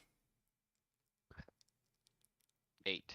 8. So 8 times damage. 8 so times roll your normal. damage. Yeah, All right. roll your so normal damage and then times it by 8. Or roll 8 times the dice because that's way more 8 fun. d6. 8d6. No. That's gonna be because what's your regular damage dice? Hold on. That is true. Hold on. Let me go back to characters and then Willow. I just had it. Oh no, that's the one where I didn't add. That's the basic Willow. My bad. This is the level 8 rogue assassin Willow. With no picture. Not the trickster. Okay, so it would be actually a D8 for Okay. damage because he's using So his roll rapier. 8d8 And then what's the and sneak? 24d6. Yeah, 24d6. So 8d8 and Oh my. 24d6. 1, 2, 3. Yep. 24d6. Because you got 8. Because what the golden die is when you crit, 1 crit per game, whoever and holds the golden die 8d8. gets to multiply their dice by the golden dice's number rather than the I'm regular gonna system. just write that down. Golden dice. Yep. Multiply by number. Yep. It gets used on one of your crits, Oh. and then right since you're using it, choose who it's going to go to next session, and then they're gonna go ahead and take it now. You don't get to use it though till next session. And it can't be me or Godak because we've already had Yes. it. It has to go through a round first. Emmy, Emmy, you get take next. it. All right. You Right. get you get it. Write down for next session that Yay. you get the golden dice, Emmy. Yep, I will. Thank you Damn, all. I befriending appreciate it. Gorb was a good idea. Let's see that damage. Yeah. I'm excited. Jeez. And this, so what's your plus? 104 What's your modifier to attack as well? My modifier is To- gosh. So it's my what's your modifier to to attack? My modifier to attack is +6 with Willow. So that would be 24 extra damage. So that's 138 total 138 damage. on that hit. And with that, Gorb has less than 1,000 HP left. Kingpin. Yes, Kingpin. Oh my gosh, I was about to. be All like, this time you've actually been adding the damage to Gorb. No. They're adding the Kingpin. damage, and I'm like, Kingpin has less than Oh, 1,000 okay. HP left. that's The final stages of the fight something. begin as Willow's dagger pierces so hard into the Kingpin's. It perfectly aligns with your hold, Nessa, that you created in the Kingpin. The dagger flies through that, and it's like Willow used telekinesis to perfectly pull it down, and it strikes into his heart, right into the fucking heart, in the hole, and you see blood just gush from the Kingpin's mouth as he coughs it up, straw being covered in it down at their feet, as he kind of just looks up and he wipes the fucking blood away from his eyes, as you all realize that the Kingpin's death draws near. Bro made a 3-point shot. Can Emmy say something at this point? Sure, go ahead. Yeah, say it. Emmy will just like say out in a very, very cheery tone. I thought you said that you would have an easy time defeating us. Very true. And You were as cocky, you sir. and You were as cocky. you say that, and I assume Willow and your turn ends, Nessa. Let me just check if Willow has Bonus any extra action attacks. dash or hide. Oh, you could try to hide. Yeah, no, and that's a special, so it's actually a special, so bonus action dash. I'm gonna go in the we're gonna go in the paint and hide as his special. Which you could try to hide even when you are lightly obscured. Yeah. Art of disappearing. Beautiful, Willow. And just like that, he raises his hands like a magician. Magic. He's gone. So you gotta roll. And- You gotta roll your stealth or whatever. Stealth. Yes. Wait, does he get to bonus action dash and bonus action stealth? Yes. Oh, Yeah, that's pretty cool. it's actually his special, which is Art of Disappearing. You can try to hide even when you are only lightly obscured from the creature from which you are hiding. Right, but you have to bonus action hide or bonus action both. No, but that's his special. It says action type special. That's what I'm saying. Yeah, that just means even if you're only lightly obscured, you can Yeah. try to hide. It doesn't But you mean still, is he Um, now? Would you be lightly obscured if you're behind Gorb, That is a good question. DM? DM. If he was standing behind Uh, Gorb, like where he was, would that be considered? If he's in Gorb's shadow, would he be considered obscured? He's obscured from the Kingpin, but I mean, Emmy, Nessa, Godak, Arisa. Well, yeah, but he's trying to hide from the Kingpin. not then the yeah, Kingpin. just if it's only There the you go. Kingpin he needs to be hidden from, yeah. Okay. There you go. Cool. So, neato. So roll your stealth. Which I get advantage on. +9. Wait a minute. Yeah, +9. Like, oh wow, that's So gonna be a 27. 27. Awesome. All right, and that ends your turn. And as your Yes. turn ends, and Emmy says this, the Kingpin laughs. If you think I am out of fight, you are quite mistaken. Between him and his connected minions sever as they and you Emmy, you realize that they're no longer controlled by him, but they have become separate sentient entities. To spell magic will no longer work, and they also begin to crack and their forms begin to solidify. Rather than looking like holograms, now they look more like flesh and bone, as you see them begin to expand and grow until they reach a larger size.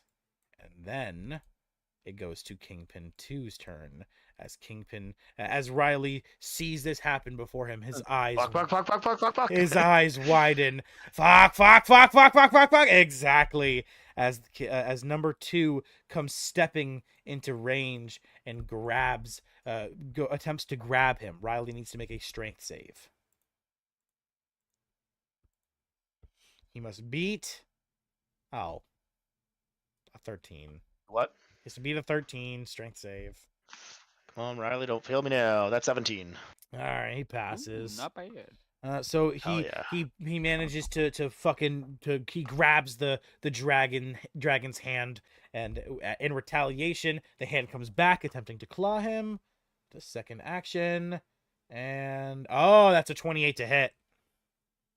Yeah, that definitely hits. All right, and he takes 33 magical slashing damage. 33. Yep, 33.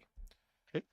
And that ends number 2's turn, meaning we're back to top of initiative, and we are going to take a 15-minute break. We will be back at 5:50. Sounds good. Alrighty, gentlemen. Great. Can I ask one of you guys to ping me when I need to be back? I gotta go take a call real quick. I got you. No worries. Well, thank you. All right. Talk to everyone in 15. All right, P10, buddy.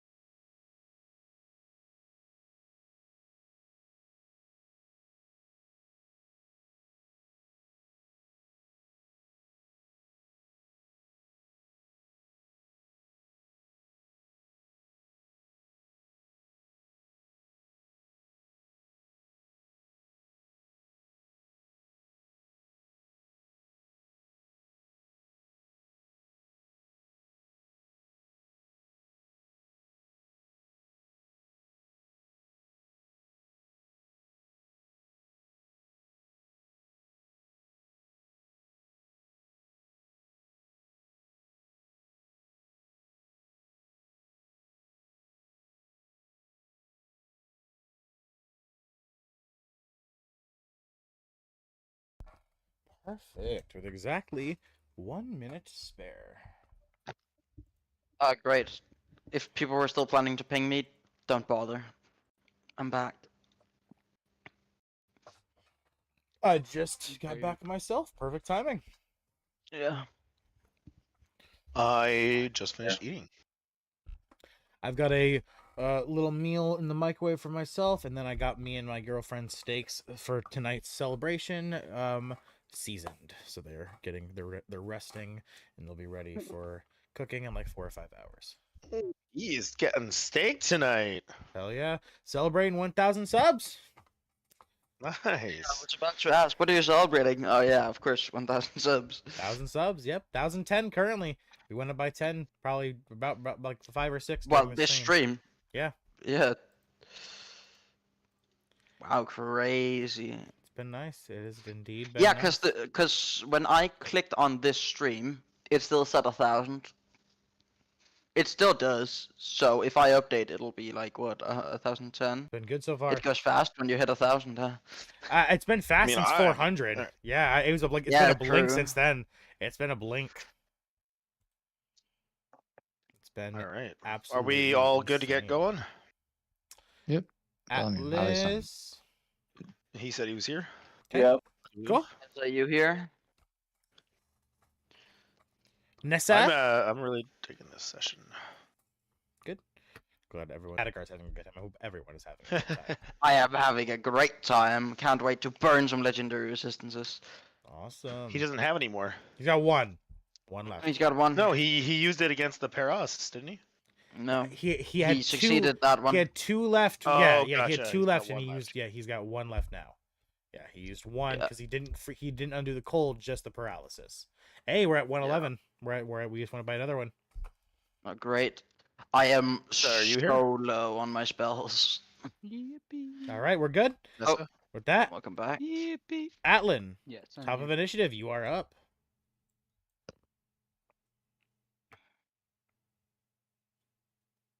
I'm just looking.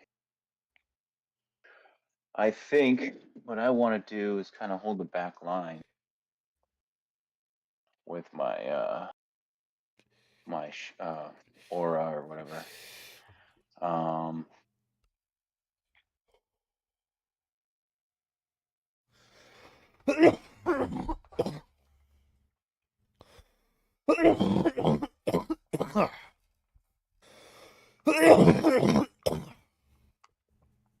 Yo, you okay there? just hit my pen, yeah.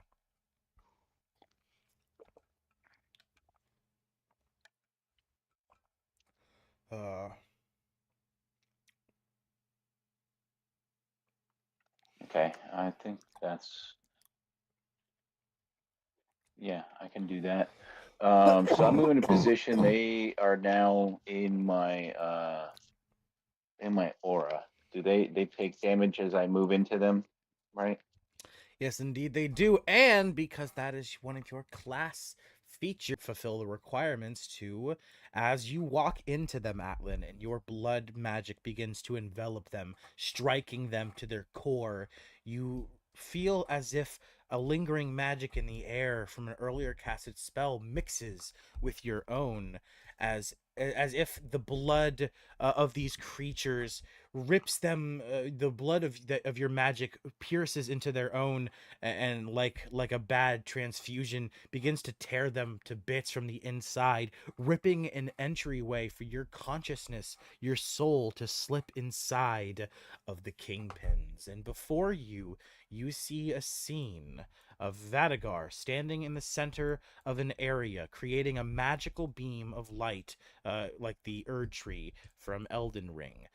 Godak behind him, using magic protruding from his shell to create a swirling vortex of lightning around what you can see to be an injured kingpin. And last but certainly not least, Nessa over to the side, has brandishing her shield, a giant eyeball opening in the center of it, a piercing beam of constant light, a blue and gold light just striking out, hitting the vortex, causing icicles to swirl throughout it, striking him over and over and over again. But it still just isn't quite enough. The icicles repel him for a moment, but within an instant, you realize that he is going to break free soon as he rises from his knees back to his feet, resisting harder and harder, trying with all of his effort to break free from this storm. You have but a moment to act, Atlan. Everything in this moment is completely free. You can use any of your magic spells. Just let me know what you want to do, and I'll tell you what happens. So he's currently like in this torrent, the environment and this atmosphere and stuff is all attacking him. Correct. Yeah, you can see it's all caused by your three allies. Uh-huh. Also, looking at your three allies, they don't look like they're there. It's you can see their bodies, but their eyes, they're rolled back white. It's as if they're unconscious, just like being powered by nothing but willpower and magic. Would it make sense for me to move and engulf him in my aura? Yeah, if that's what you want to do, you could also use like your blood siphon. Use this anything you want to do. Just let me know. So yeah, I guess I would fly in so that now he's also within, or he is in this, mental space or whatever. He's in my aura, so he would have that similar effect happen to him in his vision, or this sub realm or whatever. And as I'm moving into him, because also modified by my class and choices. So I'd fire a guiding bolt into him as I fly up to him to engulf him in my aura. So now it shoots out. I believe it's 8 sort of Atlan, radiant / blood magic. don't worry about damage, but Atlan, as you approach the torrent, the storm, it's as if a gateway opens for you, like Vadagar and not Vadagar, but Godak and Nessa's magic recognize you, and they know not to hurt you, allowing you to slip right in if you so please. Do you go inside the torrent? Yeah. Yeah, it like flying into the eye of the storm. You go through, and for a second you feel cold. You feel the chill and the tingle of the electricity. But in an instant, you're broken through the wall of the storm, and you're now in the center. You raise, flying all the way as high as you can, finding a nice spot that's clear where none of the magic is harmful to you. None of it even comes close to you. And you take your hands together and you create this guiding bolt. And as you fire it down below you to the Kingpin, rather than being a single bolt, it becomes a beam of blood and destruction that begins to pierce down, striking the Kingpin, nailing him like y'all know the Stanley Kubrick scene from The Shining, the blood elevator. Mm-hmm. Yeah, so with the all the blood gushing out, it's like that, like just a torrent. Or like another example, Jeff from Marvel Rivals, he has a healing beam he shoots out in this beam of water, like that, just blood just gushing from your palms, just striking him, pouring down on him like a waterfall. Your holy storm, not your holy storm, but your holy energy, your sanctuary begins to spin around you as if the swirling storm of the tornado vortex is picking it up like wind picking up leaves and dirt, and your blood begins to spiral, circling and siphoning into the beam, as the tree that is being created by Vadagar, at the point where the siphon strikes it, everything from that point on goes from not only being gold, but being gold, orange, crimson, red, the tree growing larger and larger, the branches becoming bigger and bigger. Storms of blood begin to torrent to the ground. Lightning is striking everywhere. Hailstorms are pelting all of these little versions of the Kingpin. They all are they're being decimated. You feel as if just a little bit more and he will be defeated. But something is missing. Someone is missing, as you are suddenly pulled out of the mental realm, blinking and seeing around you the regular area, as the fight continues and you continue your turn. And hold on, sorry, my bad. 1, 2, 3, 4, 5, 6, 7, 8, 9, 10, 11, 12, 13, 14, 15. But is he weak to radiant? Uh, that the guiding bolt. What damage is it? It's radiant and Blood. It's radiant in blood. It's radiant and blood, right? Okay. Oh, I don't know why I'm asking. Regardless, he's not weak to radiant. No.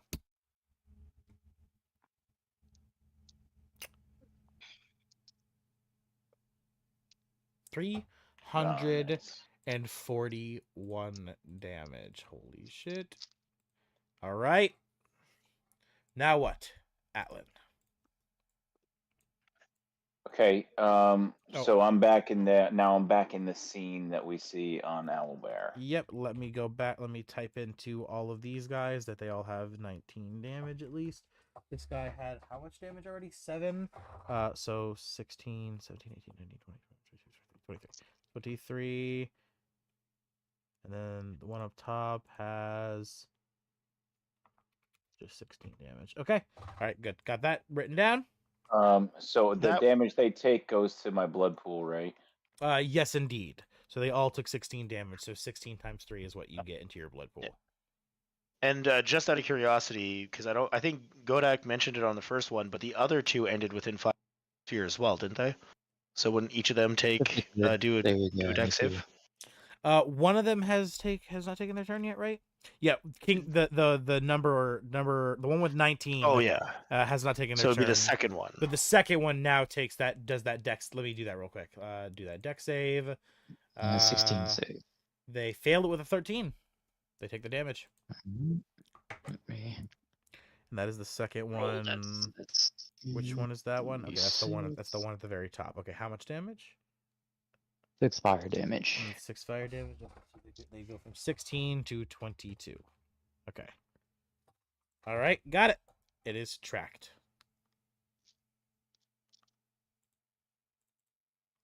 Okay, so I still have an action because that technically wasn't my action. Whatever happened in that scene. Yes, prior. yeah, that's not your action. Yeah, that's all free.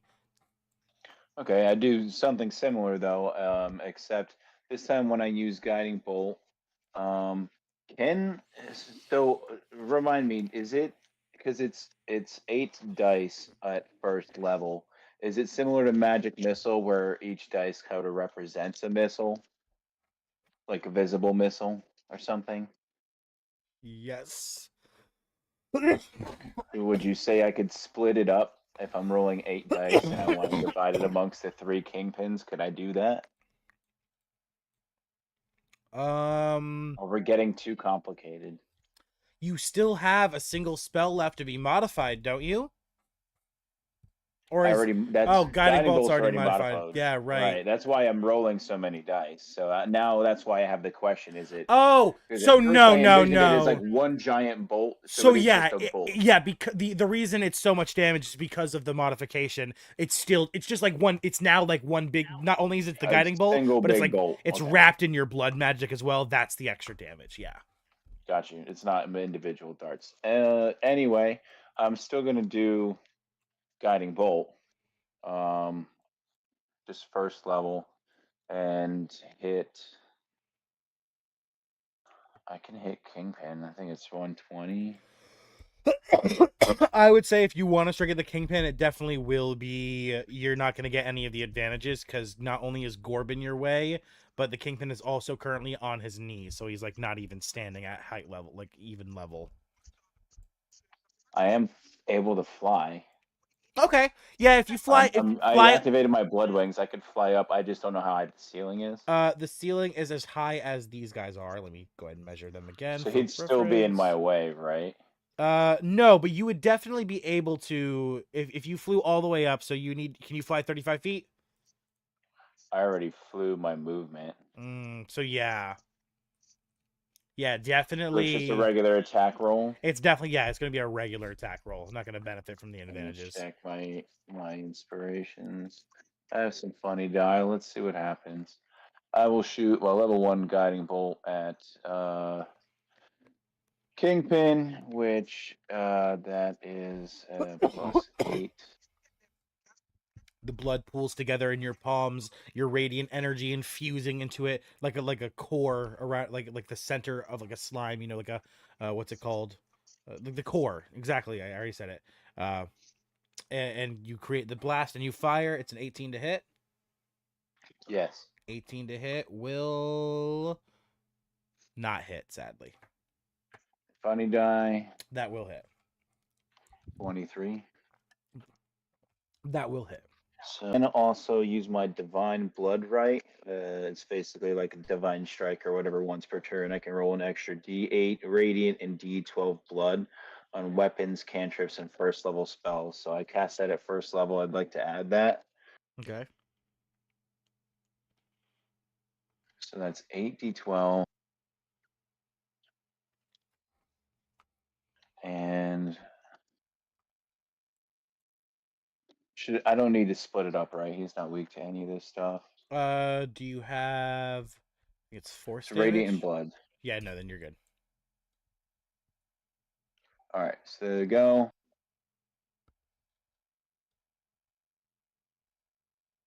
49 damage to Kingpin, and the next 2 attacks.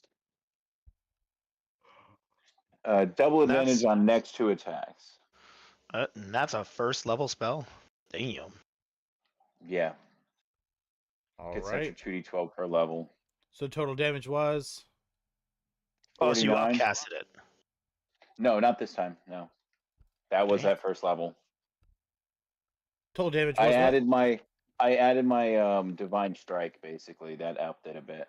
Yeah.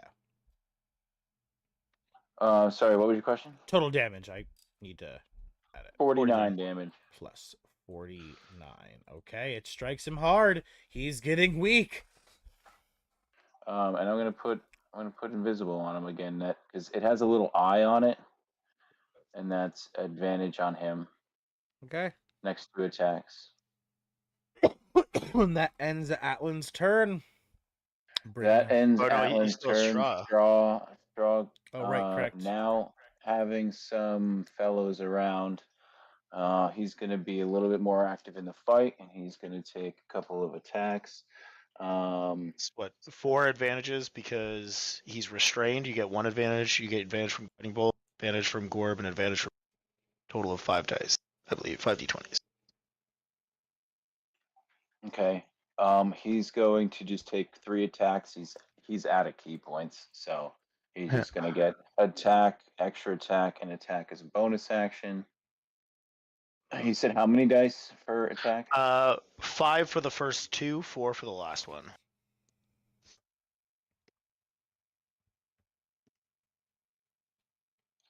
Four. So add A 1 extra 19. dice.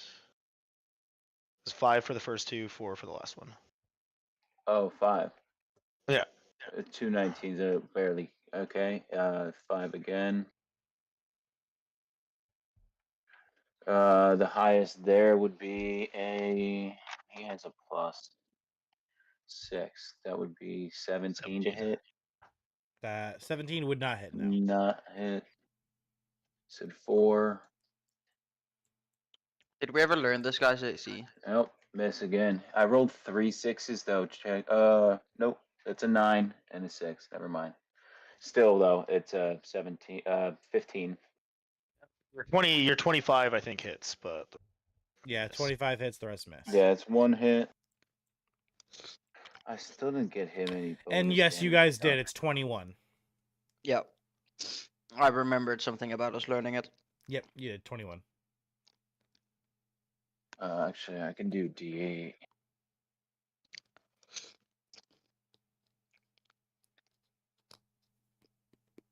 I'm sorry. 10 damage. It is his attacks are considered magical at this point, right? He's high enough level. So yeah. Key empowered strikes. Yeah. Yeah. All right, he takes that damage. Yeah, he's gonna stay where he is. He doesn't have this little marker anymore. And yeah, that's what he can do this turn. I'm done. All right, and then this goes away, right? Because it was the next 2 attacks. Correct. Okay. All right. And that brings us to the legendary action of the Kingpin. And now that he is at this point, he unlocks the final one. And looking down at Straw, the little insect who has just punched at him, he still on his knees grabs at Straw. Is he not upset with me invading his mind? Oh yes, he is, but he's sick of the littlest of he knows this little gnat. This one has done just beep beep little beep beep over and over, and he's sick of it. He knows that you and the Gorb are just beating the shit out of him, and he's just trying to get off anything he can. He's desperate. He's fucking, and he's a sicko. He's a The vile. weakest one that's hit him only once, done nothing. Yeah, well, Straw has hit him. No, Straw Nope, has only once. This is because Only he- that one time. and because the Kingpin's, like I say, he's not the smartest around the block. He's not dumb, but he's also pretty not focusing on. He doesn't care about people like you. He probably sees Straw as just being Willow. Like they're just both haven't done much. He doesn't know Willow shot that dagger earlier because he didn't see the shot get fired off. But he sees them to be the same. They're just little insects that keep stabbing, just doing nothing and just annoying him. And he's going to use his legendary action to strength. Straw needs to make a strength check. Okay, and I wanted to Saving ask throw. a question about my blood points. Are they a bonus action to use those, infuse those in somebody? What was that? My blood points. Does that count as a bonus action to use them and infuse them into somebody? No, it's as soon as someone enters the your area, it's a free action. So as long as they're in your circle, you can give that to them instantly as a free action. Also, I'm going to show the stream the roll that the Kingpin just got on the strength check against Straw. His modifier is a +10. Straw has to beat a dirty 30, a natural 30. Sorry. That's probably impossible. So 21 is what I roll, and I don't think any funny die or anything are going to save me. Straw is grabbed by the Kingpin. He is I have lifted. Cloak of Displacement. Would he have? I guess it's a save, right? Never mind. Yeah, this is a strength check, not a strength save. Yeah, contested strength check specifically. Yeah, I mean, it and- wasn't an attack. So. Yeah, and Straw is instantly grabbed by the Kingpin. He brings him up to his lips like a protein bar snack, and hoping to get a little bit of his energy back to be able to continue this fight and not lose to these vile, wretched worms, he will do whatever he must. And Straw, squirming and wiggling around as much as he can, he knows what is to come, and he turns, seeing you in the hallway in the distance. Your eyes lock for just a brief moment. He's able to just barely wiggle his hand and arm free from the grasp, and he puts his 2 fingers up to his forehead, and looking at you and only you, Atlan, he gives you a final salute as he is put into the mouth of the Kingpin, and in an instant he is chewed up, and a gulp rings out throughout the entirety of the room before silence falls.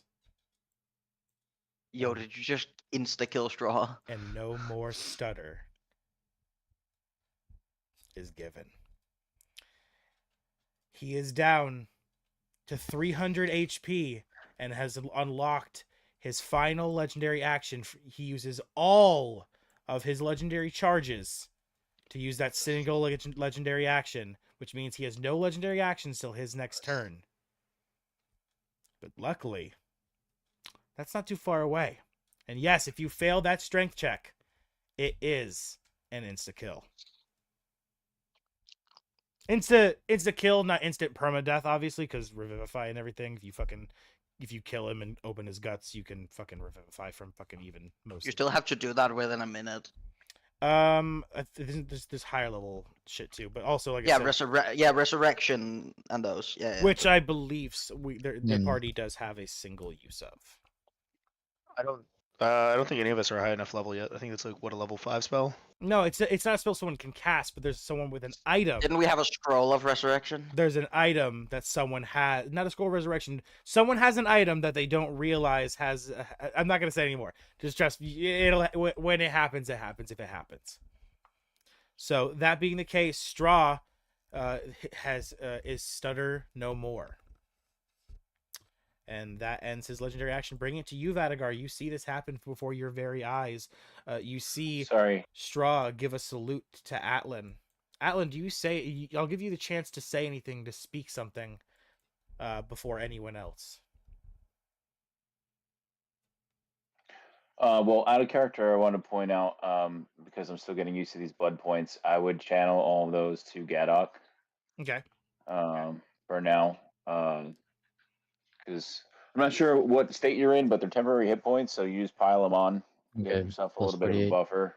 Oh, I thought Yeah. your blood HP was only to replenish lost HP. DM. Yes, that is correct. Vadagar is true. Yeah, Okay, yeah. that is only to replenish Oh, lost so HP. how That's much fine. are you down? I Riley. got myself up to max last session. Give So it to Riley's Riley. Yeah, fine. Riley doesn't have. He hasn't lost. Riley's Oh, fine. only 10 HP. Right? Yeah, he's only lost 10 HP. Correct. So yeah, it'll yeah, I was just able to get Nobody myself to needs it. max. it'll No one just sit needs for it? now. Okay. Yep. Yeah, it'll just sit for now. Never mind. What's the yellow ring around Gadok? That is his That's my lightning devil energy. fruit. His lightning devil fruit. Got you. All right, Yeah. that was confusing me. All right, never mind. I would not. Alan would not say anything to him. He's hoping that that's not the last of Straw. Okay. That means Vadagar. You see the scene unfold before you. You see Straw give a salute, and you can only assume, based off of the direction, that you know who it went to before he was eaten in an instant. What do you do? Ha! You stupid son of a bitch! Should have taken on someone a little more threatening.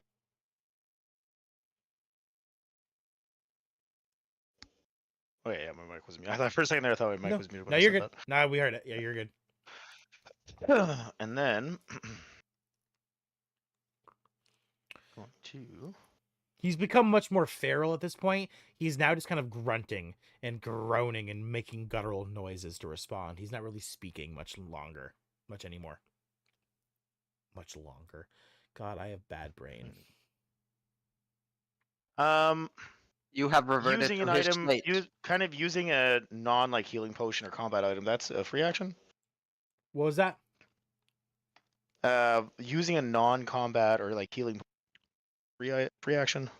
What is it? It depends on So the item kind of description. for instance, like the summoning scroll, that was a free action. Yes, right? something like that's a free action, correct. Okay. I wonder if this will help. I will use the crow skull to summon Luca's aid. Oh, okay. And my friend, hello, my friends. And as he says that, he begins to apparate in the corner of the room, and he sees what the everything, and he's like, "Holy fucking shit, my friends! What is happening?" Kingpin just ate straw. Can you do something? Oh, again, shit. Yes? First, we must kill him and cut him open. That is the only hope. But you have now summoned him, and he will now add to initiative, and he will start fighting with you. All right. I love the accent on that guy, by the way. Awesome. That's fucking great. Use the crow skull, keep the item, but put it to 0. Okay. I'm gonna start with, like Riley's gonna be like shit. He's gonna action disengage. Okay. And he's gonna go over here and run Kodak. That's really all he can do. Then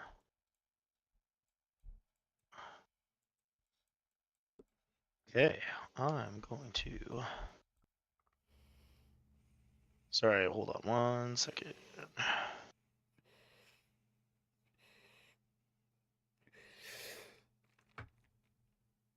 I'm going to bonus action convert my 4th level spell slot into sorcery points. Okay. Spend, nope, not regain, spend that. Then I'm going to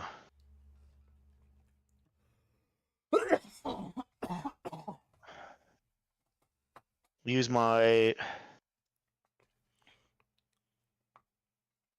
bonus action to let's see. Quicken spell. I'm going to quicken spell the slow spell. All right. He needs to make a dexterity saving throw. Wait, hold on. No, that's wisdom saving throw. Wisdom saving throw. Okay. That is a 17.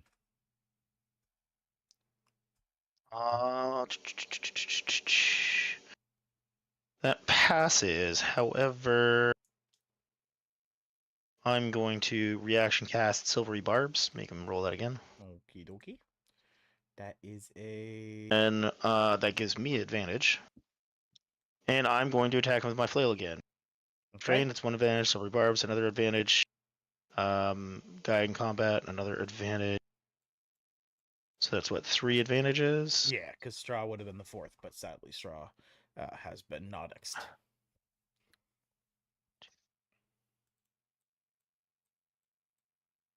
That is a 19 plus stuff.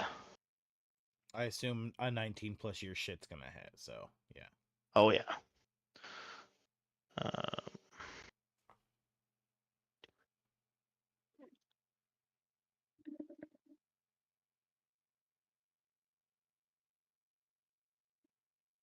Sorry, I'm just trying to keep track of where's my fucking stone giant shit. There it is. Okay, try to figure out all of this damage. So that's going to be separate. That I put as a d6. 6, 2d6.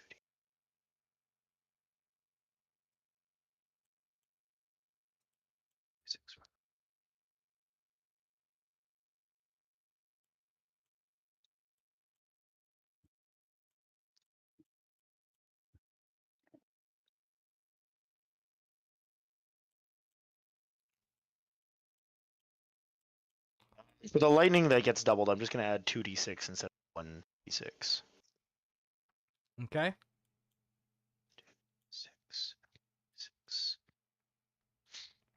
And then that's added, that's added, that's added. Okay, so it's going to be this plus 8. That is 67 points of damage. Okay. Make a Constitution saving throw. Okay. First one. It's a 28. Passes. Second one. Second one. It's a natural 20. Passes. Third one. Third one. 25. That passes.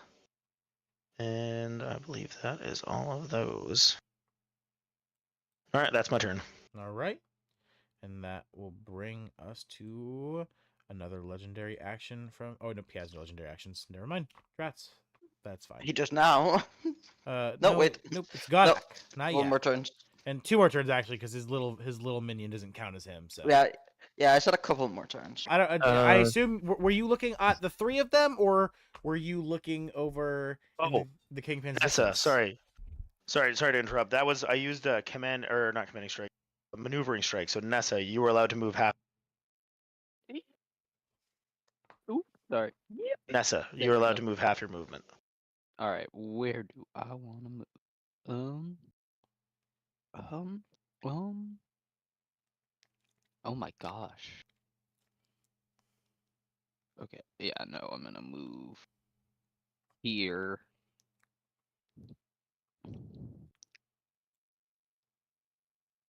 Hold on. Let me make sure. Got enough movement. Okay. Okay, 30. Yep. Just making sure. I can move right there. Thank you, Vadigar. Okay. You're welcome. Godak. Well, I would have been probably looking at the mini kingpins last. But So, I yeah. would, at the beginning of the turn, I'd probably turn back and to activate Call Lightning again. As my main action, so I need another Dex 19 save. So yeah, Godak, you were looking at the Kingpin Straw and Gorb and all of that, and you turned over to see the three of them, and you've turned back, and Straw is now just nowhere to be seen. Straw's death will not be permanent, and you can only assume, what has happened. You do Call Lightning, and a Dex save at disadvantage since he's still on his knees. It's a 17. That misses, so he's gonna take 50 lightning damage. It's already doubled, right? Yeah. Okay. Okay, he's getting closer and closer. Did I add Luca to the... Oh, I didn't add Luca to the initiative yet. Hold on. That's my bad. Forgot to do that. Okay.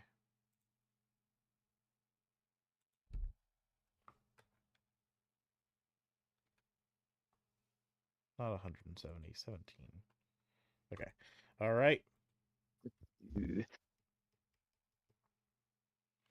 You call down lightning. It strikes him as a giant hand. It hits him, and the lightning reverberates through his metallic skeleton. Agony and pain.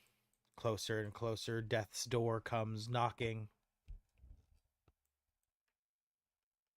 Let's see. I don't really have any bonus action spells.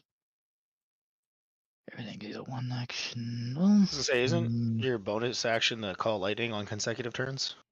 Or am I thinking of unfortunately something else? not. It's the main action. Gotcha.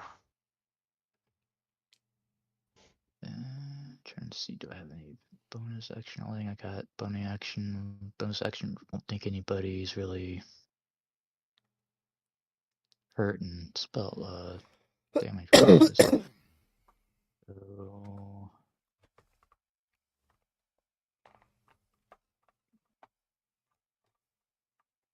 thing there. So probably go ahead and go on to Mortem's turn then. Okay. Still has the flame sphere up. Is there anything else? 'Cause that's a bonus action on to move. So let's see. I can do a main action. Bonus action slam it, yeah.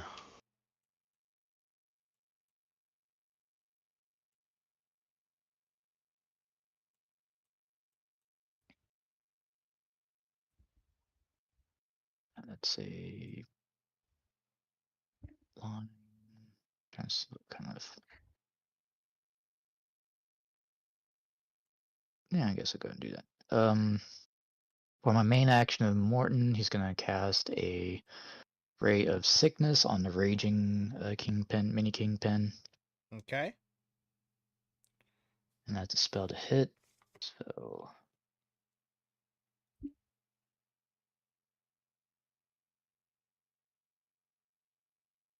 And it's a 20, dirty 20 That to hits. hit. That hits them. Okay, and that's gonna be 3d8 damage. That'll be 18. Necrotic, I believe. On target takes. Oh wait. Okay, so no, it's poison damage. And then that creature must make a con save on. And on a failed save, it is poisoned until the end of the next turn. Okay. So a 16 con save. Con save. They fail. Alright, so it's poison until the end of the turn. And it's 18 poison damage. And bonus action, I'll go ahead and slam the flame spear. It's under him. So that's 18 total Okay, damage. What was the other damage before that as well? that was it. It was just 18 total? Okay, cool. Yeah, for boredom. And then Flame Sphere bonus action, I'll go ahead and slam that into the Raging one as well. Okay. And that's a dex save for that. Deck save, roll that. That one did pass. Okay, so I believe that's just gonna be half damage, I believe. So 4 fire damage, I believe. Let me double check the. So 55. Okay. All right. And that ends your turn. Yep. All right. That means it is now Little Kingpin's turn. Number 3. This one takes Oh my god, it's a little penguin. It takes 15 more damage from the sphere, so 19, 22, 24, 34. 34 damage on that one. But it matters not, because it uses its action to you see it grabs its own head in roaring as the Kingpin looks at you, Vadagar, and he smirks. And suddenly he begins to shrink. Nope, 35. And he grows a little bit smaller. And the third one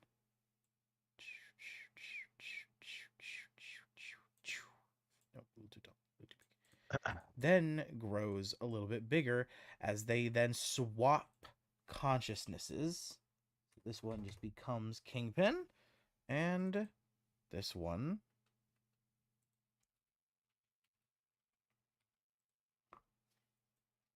and the little one looks at you, Vadagar. Oh, this is not. Oh, this one's no longer bloodied.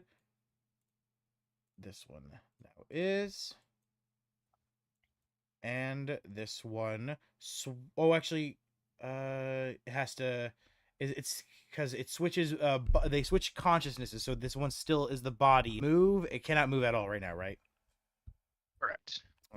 So I can. I don't think it can actually hit you because I think you're. Yeah, you're. I'm also floating in the air. Yeah. So yeah, Right you around are. his shoulders. So yeah, I don't know if yeah, he's gotten that much smaller. Yeah, he's gotten considerably. Yeah, he can't reach you. That means. So yeah, he just looks at you. He kind of swats. You see him flinging his arms, trying to hit you, but he can't reach you, and that means he has to just end his turn. Coward. Which means, all right, and that ends that one's turn.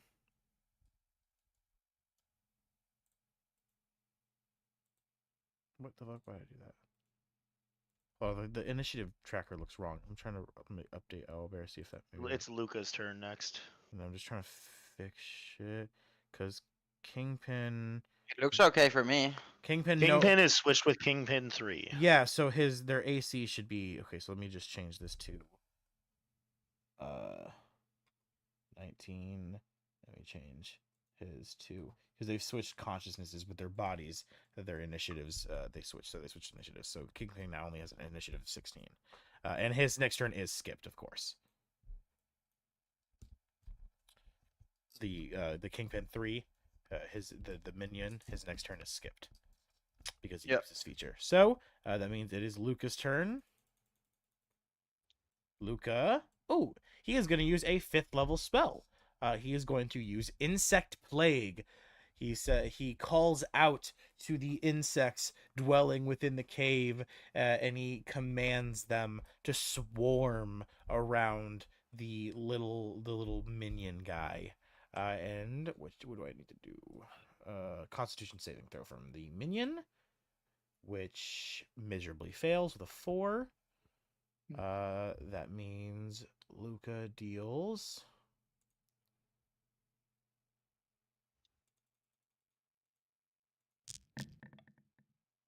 32 damage to him as the insects begin to swirl around him, biting, just tearing apart this little this little fake's flesh. 32 would mean 83. Okay, and that means this one is also bloodied. He casts that spell as an action, and then he casts the cantrip for a bonus action, Primal Curse.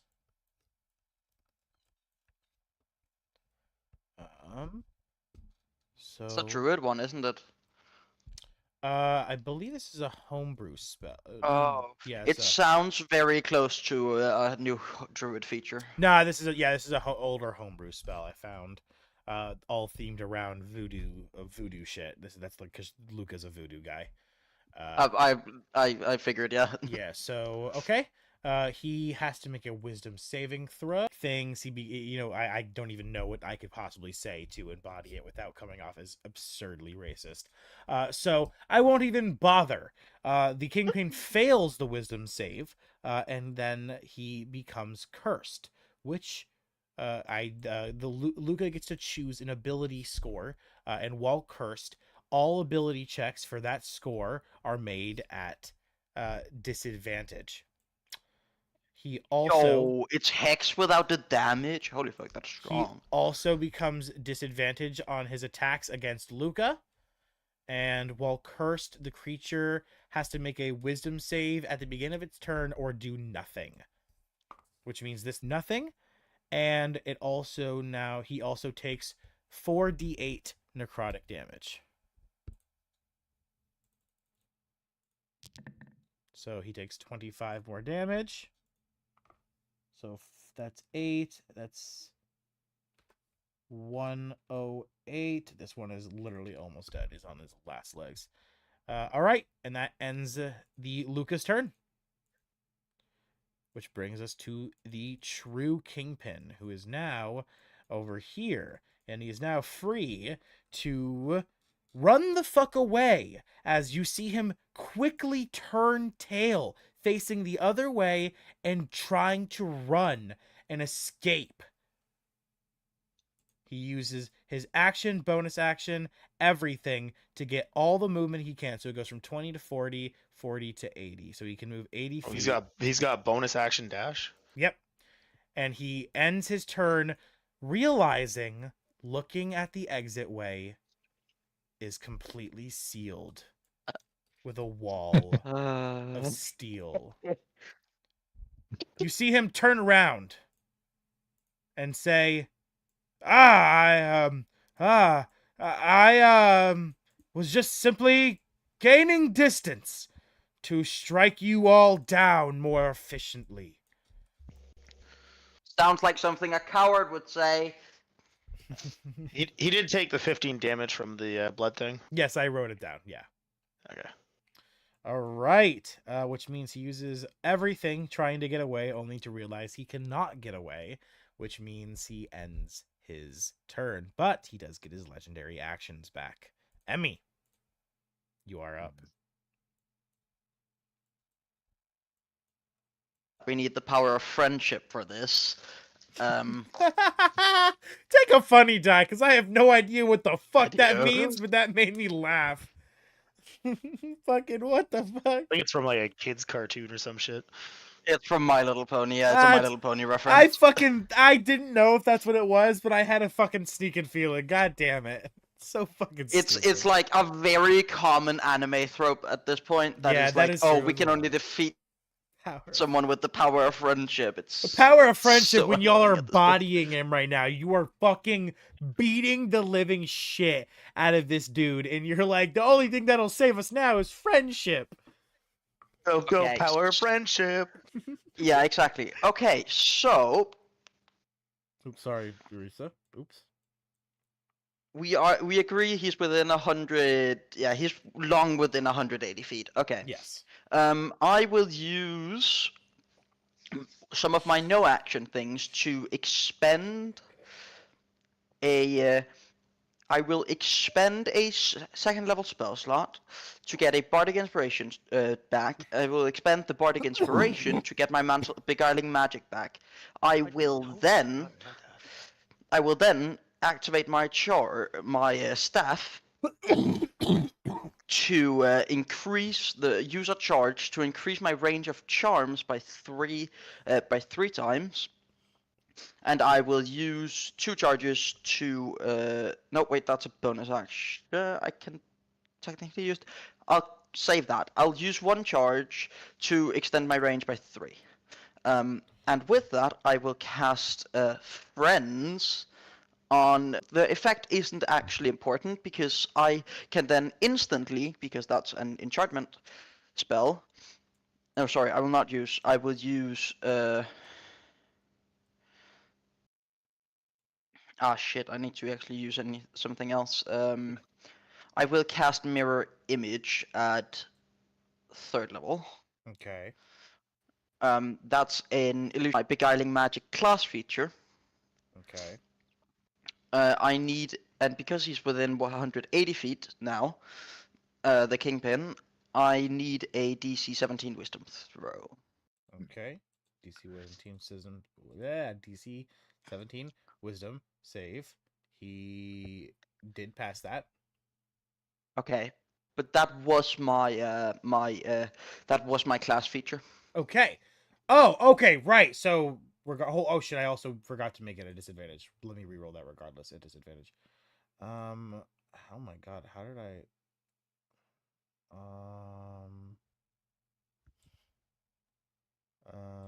come on. How did I manage to make this thing freeze? I click a single button on my dice roller, and I need a better dice roller than this. I need to probably up this. Hold on. Come on, come on. I gotta close it and reopen it. Okay, there we go. All right, roll, and okay, a disadvantage. That is okay. Never mind. That is a fail with a 3.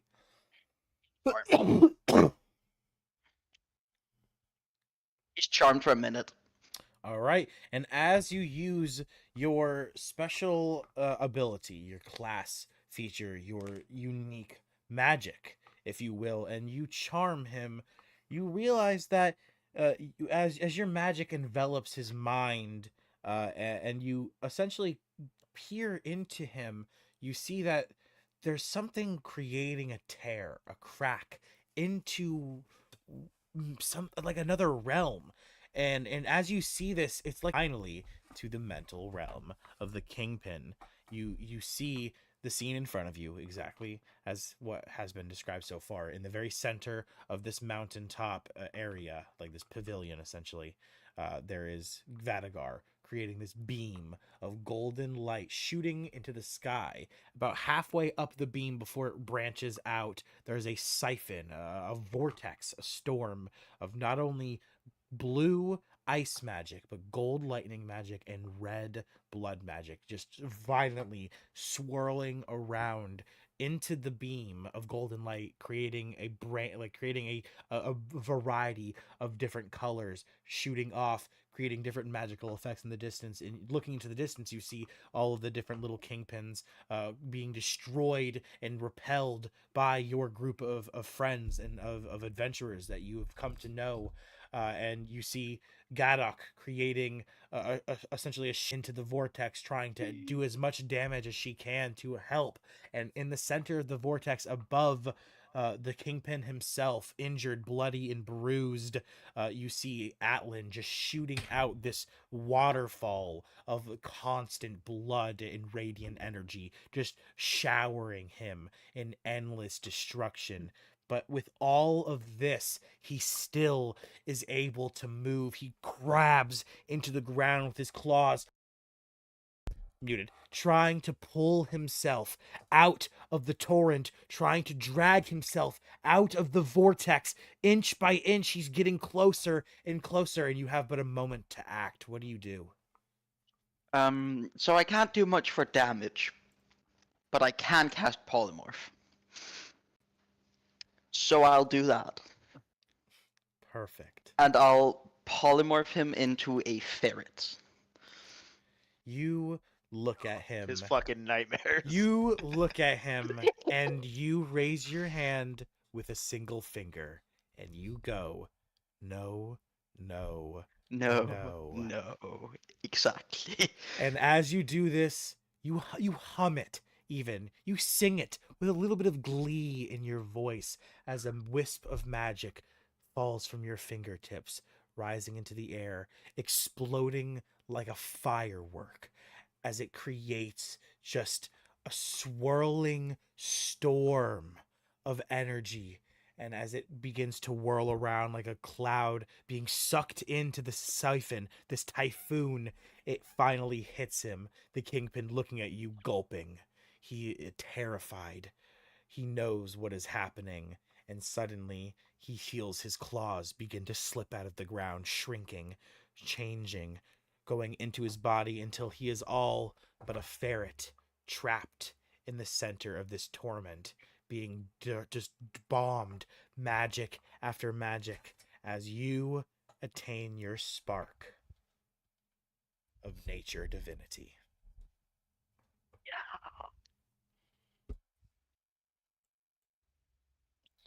And with that, you all seal the deal. Because with this next damage roll, I believe it is game over. Okay, Owlbear, of course, now won't let me roll dice. Of course, wonderful way to ruin a moment.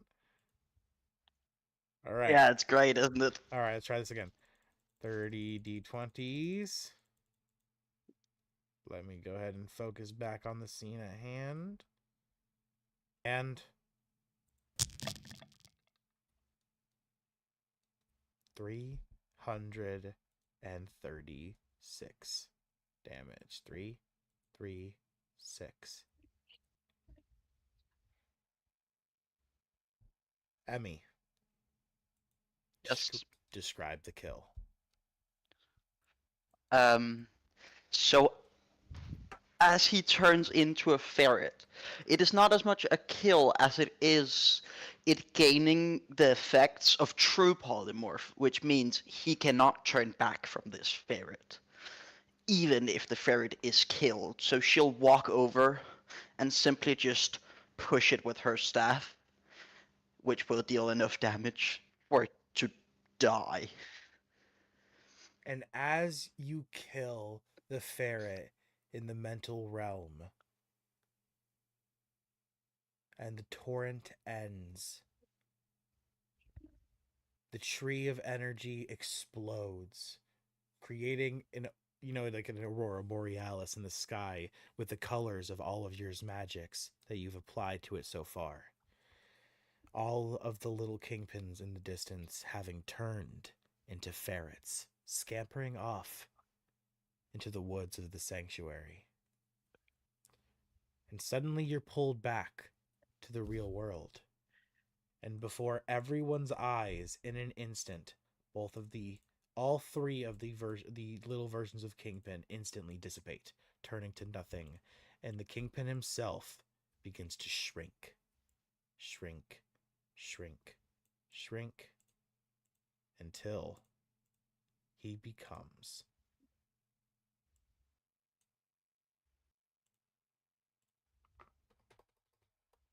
just a regular ferret. You have destroyed the Kingpin's soul, shattering everything that he once was, meaning that this ferret is now genuinely nothing but a ferret. You have beaten Way to go. the We'll call ourselves the Prismatic Padres. You have beaten the Kingpin. You have beaten the Kingpin, but at what cost? For the Luca looks at all of you and says, "Without a body, my friends, straw is gone forever." As you all realize, with this being the case, straw has fallen from all of your grasps. They maintains that form for an entire hour. So technically, if he dropped concentration, he Yeah. That's not it's not that's not what we're doing. I just said he has become this ferret. Yeah, It's not the yeah. soul is gone. There's nothing much to do. The Kingpin is gone. This is all that is left is the ferret. There is nothing else. I'm horribly sorry about that. Sad we have an NPC death. Holy fuck, we did it though. Same. Holy fuck, we did it. That was a long fight. I was expecting one of us to die. I'm not going to lie. It was damn close. very close on so many ends. The DM's been trying to kill someone for so I thought it long was now. gonna be Willow. I thought it was gonna be Willow.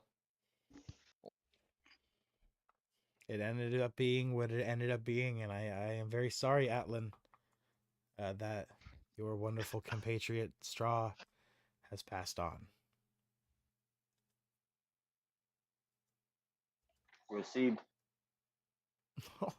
I feel so bad. Fuck! I hate killing No, characters. you don't. You've been trying to do this for ages now. Like, you It's do not feel bad. You good feel for the accomplished. Casually story! rolls all the damage dice. Yeah, I feel so bad. I feel so bad It's doing good this. No, for the you did it. story. You specifically did it on purpose. We It's know for a good fact. for Anyways, the I'm just trying to stop story. him. You've been Someone trying can to do. It's I'm gonna good be honest for the here. story. No, no. I'm gonna be honest. A DM can definitely try, very intentional, to kill someone, but still be sorry when But it still happens. feel bad. Yeah. Because feel they're doing their bad. job, bro. They're doing Just their trying job. to make the story more impactful. And so far, I've heard constantly from time and time again that well, I've said this is a hardcore campaign. No one's died. It's not been that hard. It's like so I'm supposed to crank it, and I wanted to make this a more impactful moment. And I did actually write that legendary action to be a one-shot kill, and I expected actually to get it off on more people. So congratulations on that, at least, for stopping me from doing that. Congratulations. Yes. You might have expected that, but Emmy said, "Nuh-uh." Exactly. And with that, the Kingpin has been quelled and initiative comes to an end. I missed. Nessa passed I didn't out. get the Nessa chance to passes do out. something funny. If Emmy hadn't killed Kingpin, I was gonna use Vortex Warp to teleport Kingpin back towards us. But Oh yeah, that would have been funny. we're trying I to. find thematically though, Emmy just looking from like 160 feet away, just being like, "Nuh-uh."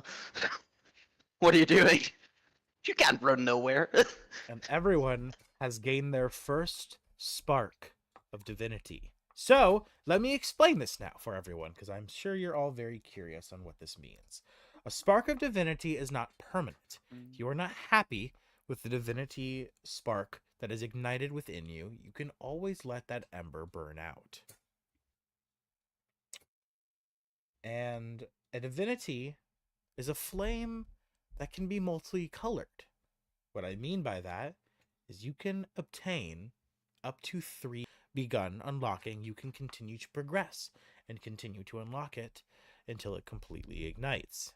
From there, you can only be igniting one at a time. You have to work at one at a time. But after one is ignite, you can then begin to ignite 2 more. You have to take the processes to get it. It takes hard fights like this. Certain fights throughout the campaign will have access to igniting them.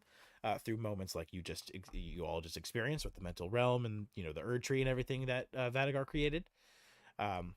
So like I said, Which was baller. if you don't like the spark that has currently ignited within you, just let it die out. Just tell me that you want to let the spark die, and I will completely wipe it away from you. Otherwise, write down in your character notes that the spark of divinity, of which I gave you, Nessa, cold. You were given ice divinity. Godak, lightning divinity. Vadagar, vengeance divinity, and I got nature, I think. Atlan, blood divinity, and yes, Emmy, nature divinity. No. Can you go through those one more time, please? What was that, Alan? Could you repeat those one more time, please? Yes, no problem. Vadagar obtained the spark of vengeance divinity. Nessa obtained the spark of ice divinity. Godak obtained the spark of lightning divinity. Vadagar, I said Vadagar's already. You obtained the spark of blood divinity, and Emmy obtained the spark of nature divinity. Thank you.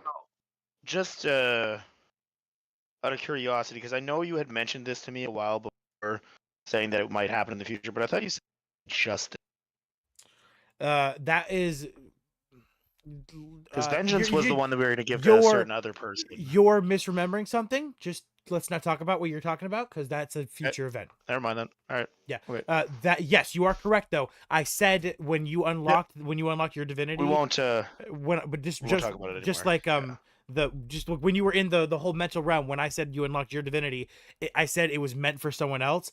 I was talking to Xerix. Yeah, I was saying Xerix is you're getting his vengeance divinity. You're going to work to unlock it, at least. Gotcha. You don't get it right away, but yeah, you'll begin to unlock the kind of stuff that he was going to get with his Revenger. Gotcha. Because I worked so hard on it, and I didn't want to just throw it away.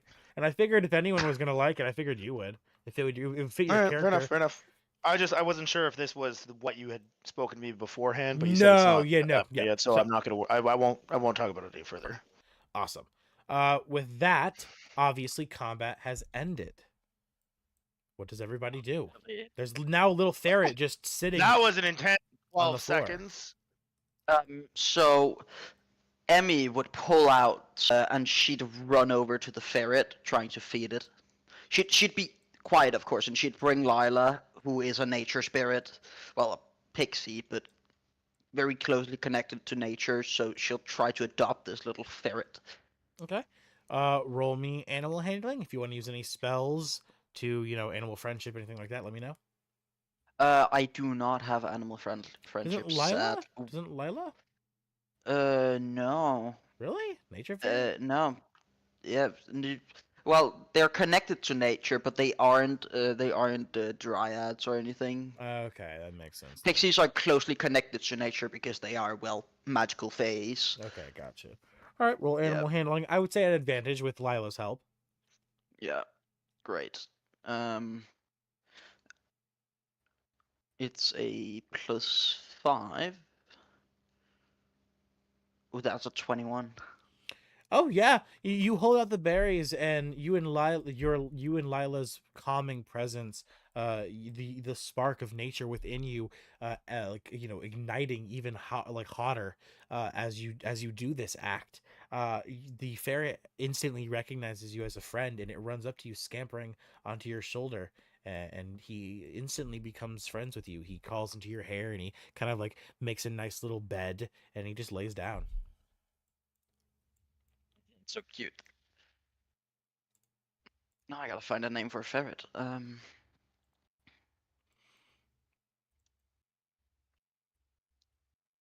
Hold on. Which Yeah. let me see. Do I have multiple images of a ferret? I do. Which ferret does Buddy Boy have over here? Because I want to use the other image. I don't want to use the same image as Billy's ferret. Where is Billy with his ferret? All right. Well, while I do this, okay, his is black. Okay, so yeah, the white one is the one you want to have. Okay, cool. That's fine. Yeah. What stat block should I use officially, or which? There is just look up D&D ferret and then find whatever. Yeah, there's one. a ferret, but for the placeholder on the sheet, a rat? Question mark. That's fine for now. Yeah. Yeah. I'll just rename it ferret. Yeah, it's fine. And then make sure to multiply its HP by your level since it's your pet now. Yeah. All right. So.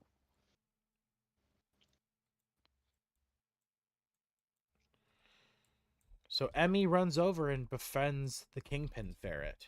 Will you name him Kingpin? Yeah. Fuck it, we do it. Kingpin, the ferret. Okay, so I need to roll 8 d4s -1 for for the level. No, wait, we use max. Max so HP, so you don't roll, just max, yeah. So it's 3 times 8, which is.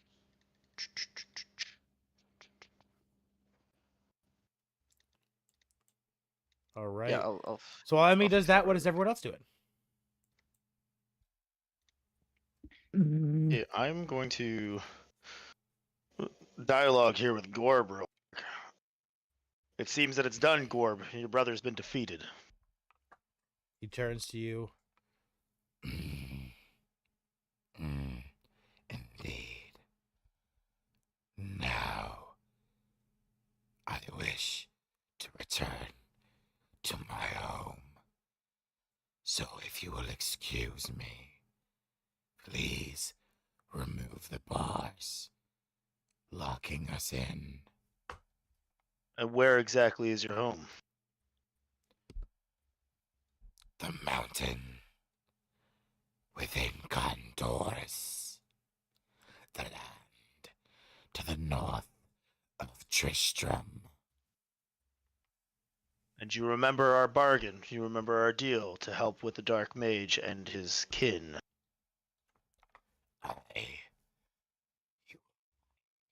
Oh, I see my mic. I saw my mic cut out that time. You will find me within the deserts to the north, wreaking havoc on this so-called mage's forces. I will free my desert and claim my mountain. And then sounds fair, and I'll stroke my. I'll very, very methodically stroke my beard, and say, "Don't forget, as long as I exist here, you said you would hurt no innocents."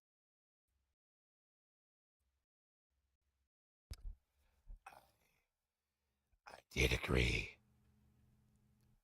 I will hold true until this war is over. Yes, that's good enough for now. You, for now that should do for now. And as I say, that humble and fade to dust.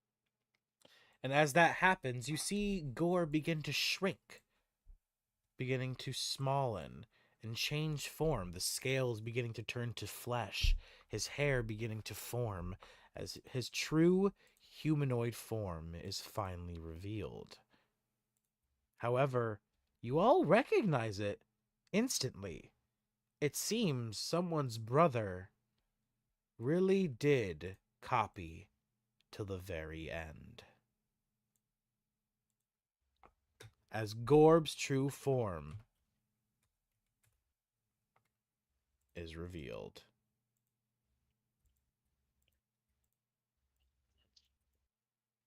Hilarious. So the Kingpin didn't ever take his actual form. It just copied his. Oh my god. Yes, I'm glad someone understood it. Yes, Emmy, exactly. The Kingpin not only sealed his brother within his own mind, within the womb of their mother, he then stole the looks of his brother, and then even stole his, the identity, everything. What do you does anyone say anything as the Gorb takes his human form? That look suits you, Gorb. Aye. Thank you very much, Vadagar. As he turns and he begins to walk. And as he gets next to Godak, he stops, turning back. He says, I see you have ignited a spark, but I think there is one that suits you better. And he puts out his hand to you, Godak, and he offers you a spark. This spark could replace the current one that is inside of you. This spark is the spark of dragon divinity. I'll take it. All right. And in an instant, the embers of lightning divinity within you are extinguished, and a fire ignites in its place of draconic divinity. All right. And as you take it, he turns back and he continues walking, and he sees Arista hanging from the ceiling, and he just kind of, nods it off, and he continues walking around until he finally exits the building. Anything about the ferret?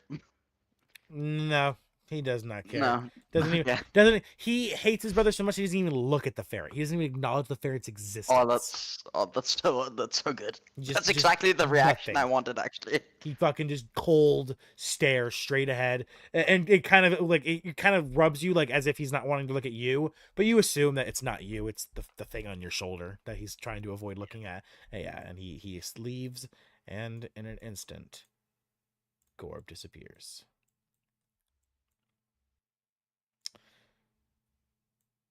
And with that, we will end today's session.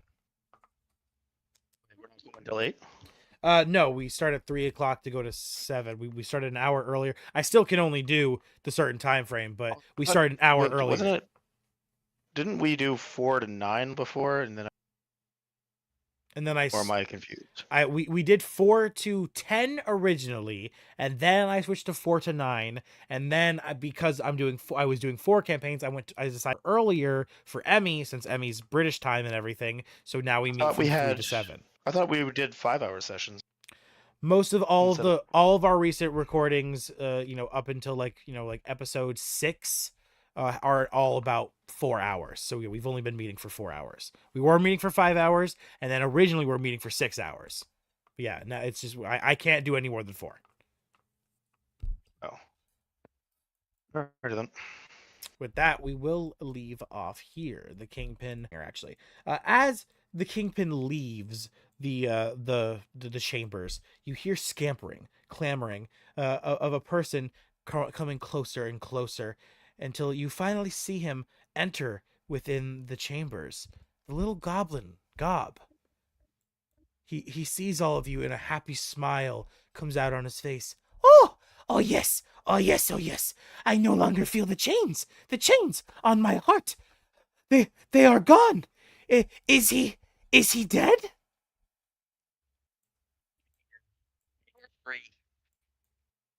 Oh, I can't thank you all enough. And he comes scampering in, running past you, Emmy jumping up on top of the couch, climbing all the way up to the very top of it, looking at all of you, saying, I am Gob. I am Gob. Please, let me offer you my assistances. And as he bows his head and he says this, it happens. I believe he's already on the board, right? No, he's not. As he says this, you all, for one more, the map unfold, the scroll unfold before all of you, as another face is added to your potential allies list, as Gorb offers his services. Gob. Yeah, Gob, not Gorb. Jesus, what am I saying? Gob offers his services as a druid. Oh, a druid.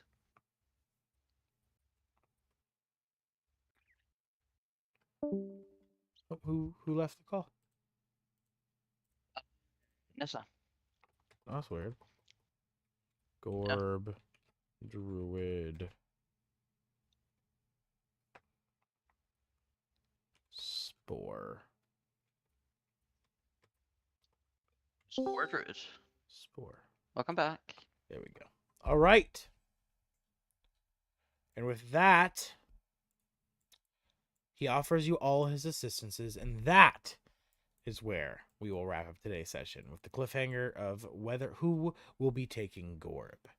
As always, I hope everyone has enjoyed today's sessions. I hope everyone at home has enjoyed watching. All of the people, for all the live viewers, thank you guys for coming out. Everyone, make sure to drop a like, comment, and subscribe if you made it this far into the video. It means a lot to us. Channel's at 1,018 subs as of now, so we're happy to see it continue to grow, and we thank all of you beautiful bastards for coming out. Everybody say goodbye to the recorded people. Bye. See you guys next time. Recorded people. And for all of you people watching the recording, I hope all of you adventurers have a wonderful time. Peace out. With that, the recording is over. Now, I want to do something that I've started doing with the rest of my groups, the rest of my campaigns. Pros and cons. I did this, probably a while ago for our campaign. Didn't really continue doing it because we got to the point where it was just the 3 regular people. But now with everyone, and with this occasion, I'm gonna continue doing it, and from now on we're sessions. So with that, I'm gonna start at the very top. Atlan, pros and cons of today's session. How did you feel? Well, I guess I'd say some pros were, putting some resolution to the storyline. I think we're getting a little bit better at executing our turns a little bit more efficiently, as we're learning how to, play a little bit better with each other off our strengths. Cons, I'd say, our timing is still a little bit slow.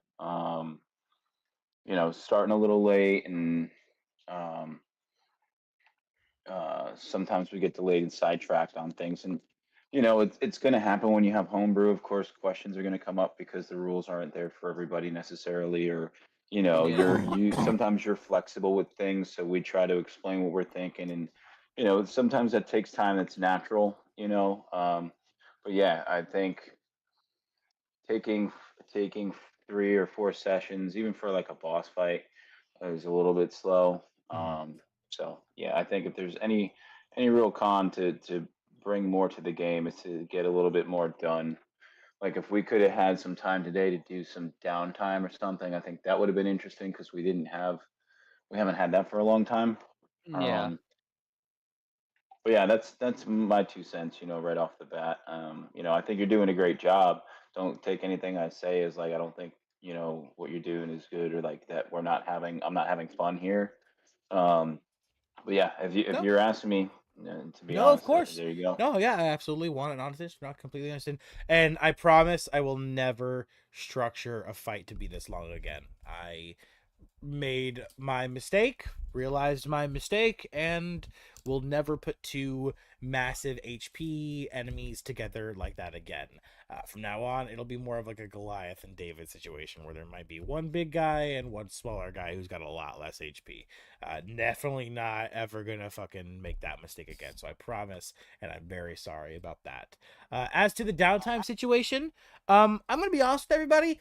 And most DMs say they give downtime maybe once every 3-4 months, and that they never allow people to increase stats or increase, go for feats and shit. So, I don't, it's a miss. You just lose out on it because it's an important story moment, and you'll get your times to go back to downtime and continue to raise your stats. I'm not going to get rid of any of the things I've created. I like my system, of course. I'm just saying I don't think it's that big of a loss on that when I give as much as I do on downtime in the first place. If I can answer And that. I agree with you. I just, and I definitely have not expected and don't expect downtime after like every session. But, like I was trying to say, if we had been a little bit more efficient today, we might Oh, have gotten to yes, some I more completely. story type of stuff and progression, maybe. And don't worry, next Um, session it probably can just be mainly role play. We can do a lot of downtime stuff. We don't have to go straight into the next big thing because obviously the only thing left now is the monastery. That is the only thing yeah, we have I left. think we all want to prepare a little bit before we go off. So next session will definitely be a nice relaxing role play stream where we all get to have a nice time, doing whatever we want to do there. Yippee. So awesome. So overall, what would you rate today's session out of 10? I'd never say it's up there like 7, 8. Awesome. You enjoyed the story moments. You enjoyed the climax with the mental realm and creating this unified attack to all work together to beat the kingpin. It was a nice moment. Like it hit well for you. I think my favorite thing is that Emmy accomplished what I forget what their name was. That wanted to play a character where they could like summon our bosses after we killed them. Now I essentially have a boss as a pet. It's just not anything like that Yeah. player envisioned. Yeah.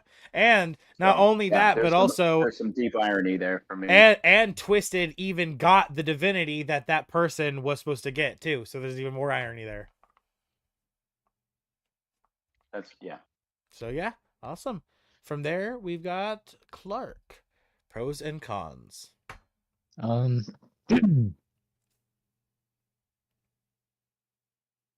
don't really have anything really. I mean, I'd say mostly I pretty much agree with most of what Alan said. The only thing I would say would be con would probably be last minute actions and stuff when another person's starting their turn.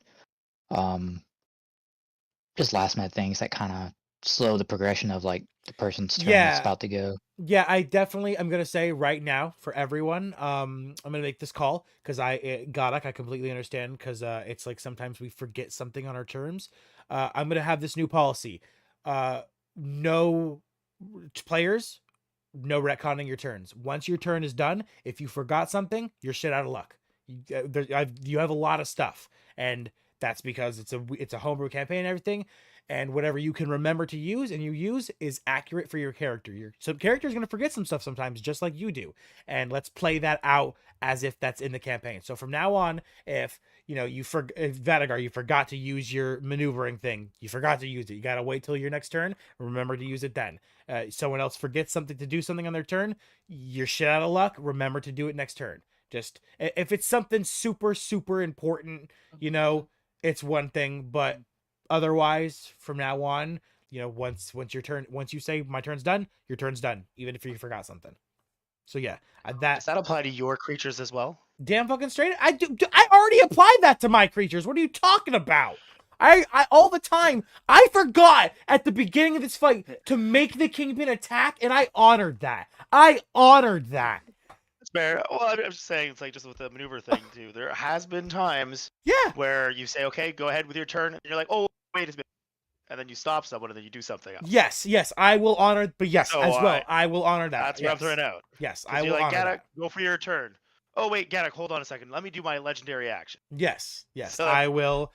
Yes, I will. If I forget to use a legendary action, Okay. that's on me. I will follow by that, of All right. course.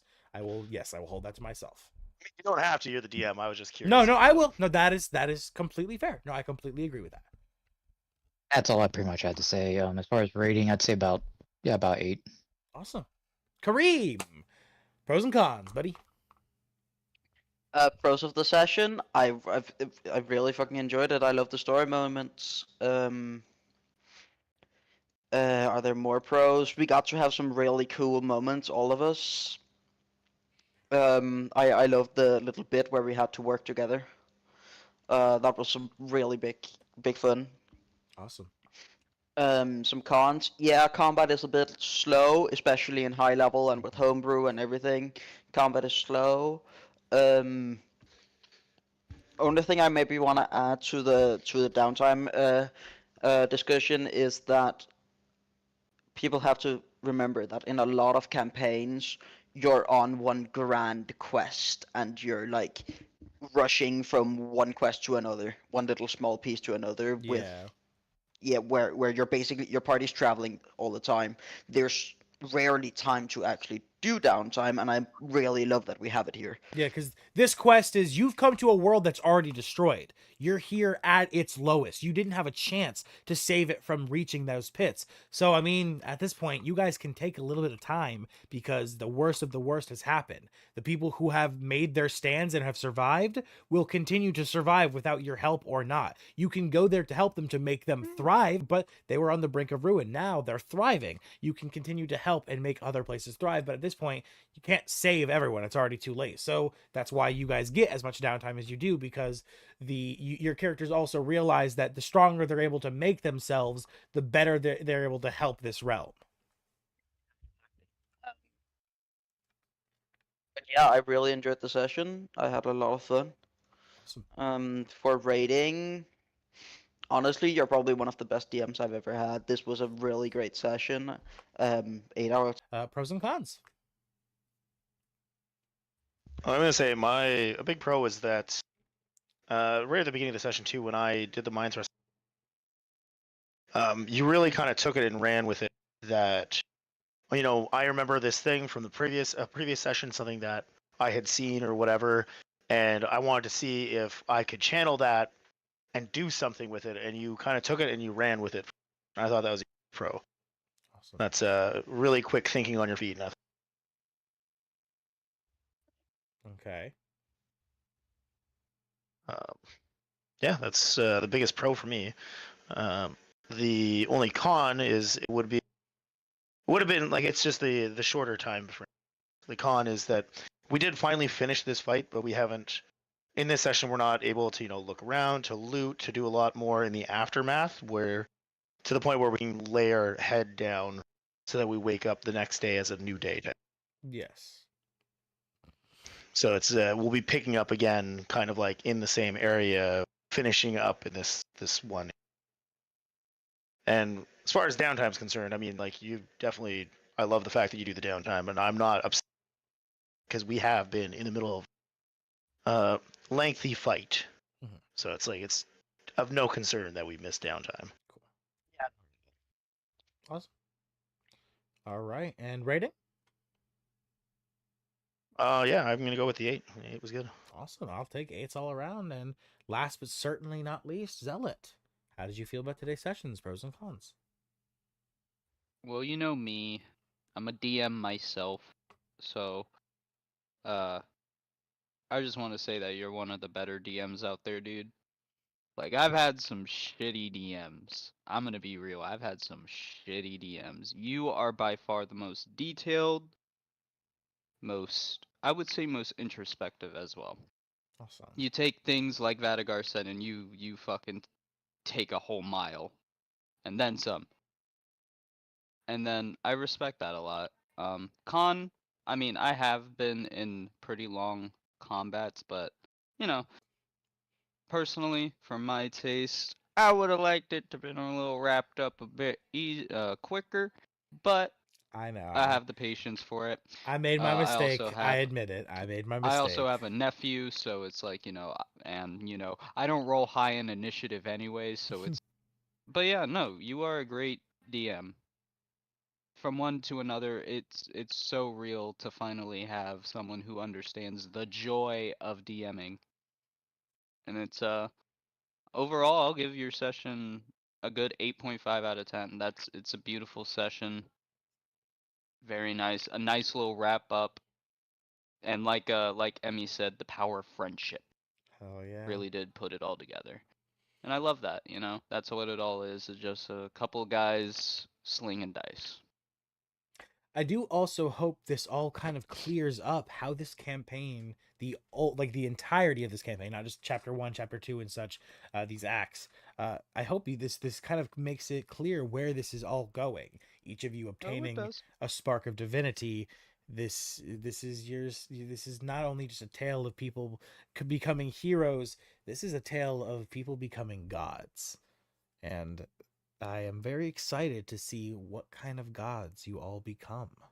Because, as I said, you each are given 3 divinity slots, which means you could become very interesting gods.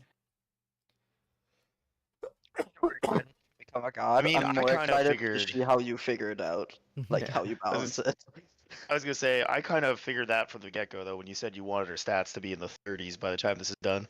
Oh, yeah, yep. Like, yeah. God damn.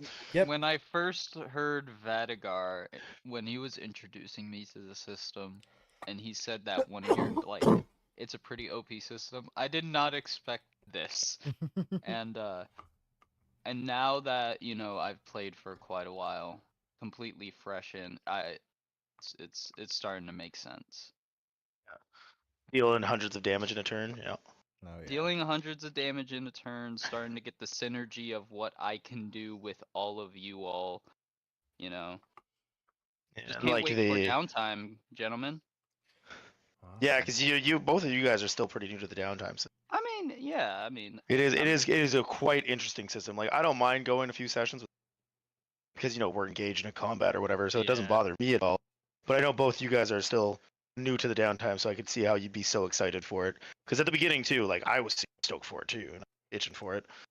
But DM that gives downtime. Oh, right, much, and you kind much of just lets you. enjoy. I love the way I love the way that you kind of just take our ideas and you run with it. Like you don't limit us. You don't limit us by whatever the game rules. It's homebrew, so you I kind of just think, let us do whatever we want, and then you just let us run with it. And so a lot of times you run with it too.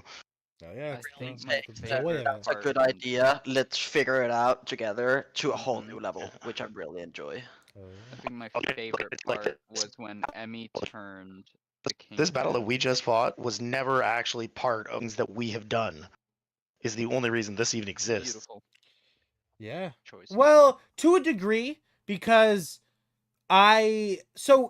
yes and no. The Kingpin was never originally an inbred dragon or anything. He was a kingpin. He was the leader of the Outlaws Refuge, and he was a piece of shit. He owned slaves, but that was about his extent. And then Mr. Tumnus, old Vince, original player, who became the villain, Mr. Tumnus, got very interested in the Kingpin character and wanted to know more about him. So I made more about him, gave him this wife, Kilkari, and then Oliver showed up with Nodix and everything, and I was like, oh, that's even better. And then I made this brother character, and so yeah, pretty much Mr. Tumnus very much guided and wove my way I worked with the Outlaws Refuge into what it became. And then there's the tunnels and everything, and then this fight definitely was never originally thought of.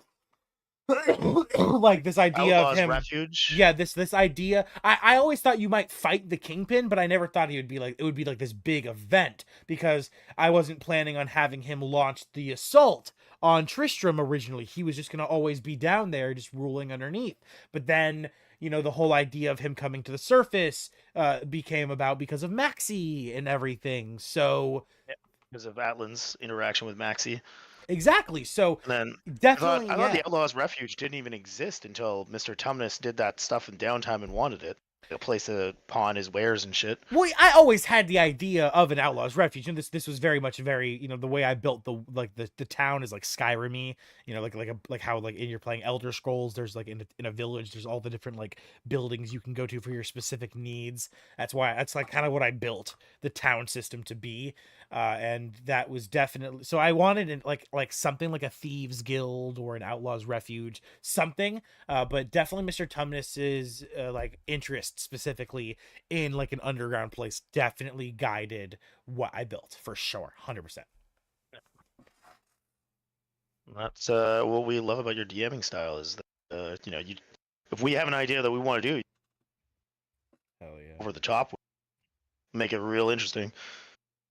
Well, I'm glad that with almost a year under our belt, with obviously Atlan, Vadagar, and Godak, Kareem and Zealot, it'll be a bit of time before you guys have been here for a year as well, but with those three almost about to celebrate our 1 year together, not too long, I'm very glad that you are still happy with the campaign and still excited for every episode to Yeah. come.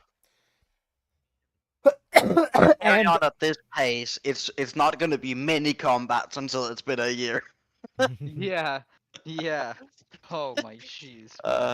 That is of course a joke. But yeah. February. It's Well, February. even I was gonna say, even Laughter said that like even our fucking main boss for Chapter 1 or Act 1 wasn't even gonna be as hard as this. This fight was probably the hardest one we're gonna have in this entire act. It reminds me of the training boss in every hard game, and then the final boss. Not The one even. that's They supposed to be never not come beatable. close. Yeah. They don't even come close. Like you've mastered all the game mechanics, and the final boss just seems so much easier. one second. I'm going to give a teaser because I was discussing it earlier. So I'm going to do a quick teaser right now. Hold on. Where is it? I think my favorite part of the whole fight was the first time Emmy turned the Kingpin into a gerbil or a weasel or a ferret. Funniest thing about that was that As we literally had it was so Lila. much time. Yeah. It was Lila. Oh my god. It was Lila. It was the Lila DC just- 12. Like. Oh my god. And we had so much time to rest. It was absurd. Yeah, to recuperate and regroup. Literally I recuperated so We much. were a short rest party. We could have literally short We rested. literally short rest. I think we did. I think No, we literally didn't. It was only did? like- Oh, okay. Yeah. It was only until Good. we got Whew. there and type thing like that. So Yeah. Oh my god, that If- was hilarious. Everyone I don't know if anyone remembers this map, but I have shown this I think once before. This is obviously Tristram is the very in the center, the town you've all been in. So far, all you have seen has been, I will draw like a little line. The path you guys have been traveling leads that Tyrael cleared for you guys through the thick fog leads directly from Tristram to this monastery. After you finish Act 1, I just gave a teaser at when you guys were all at the very top of the mountain. You saw 3 different locations, and our boy Gorb just spoke about one of them as well. To the very north, there is the one that Gorb spoke about, the deserts of Condorus. This is where Gorb went to recapture his mountain and to continue his alliance with you in clearing out the mage's forces. To the south, there is Dunecraig, which you all saw a port city, a city upon the port. That is Dunecraig down to the south. And then very last, to the east, where you see to Bromwell, or not to the east, north, east, south, west, to the west, God, I'm bad with directions. To the west, where you see to Bromwell, that is towards the large, huge city that I talked about. And that city is the city of Westmarch. So, these are the 3 places that will unlock when Act 1 finishes. These are the 3 choices you will have to go to. You do not have to even clear an entire one before going on to the next. So that means that you will have 3 large open world areas, each one having 3 maps, just from clearing 2, and then the monastery. Each one of these places will have the same system. 2 clearings with a bunch of mini areas in them, and then a final boss area with multiple levels to it. I'm too much of a completionist to leave an area not like at least 90% it. Well, just Which look is- how long we've been in Act 1. Yeah, that's exactly what this group is doing with Act 1, literally. Yeah. We're even creating extra shit as we go. Yeah. So with that, Don't complain though. Well, with I'm not that, complaining at all. we will end another day's session. For all of the live viewers at home, thank you for staying out. And as always, make sure to drop a like, a comment, and subscribe. I've been your host, the D&D Orphan, signing off. Everybody, say goodbye. Goodbye. But With that, I will see all of you guys tomorrow for our Monday session of Fate of the World, where I am but a humble player.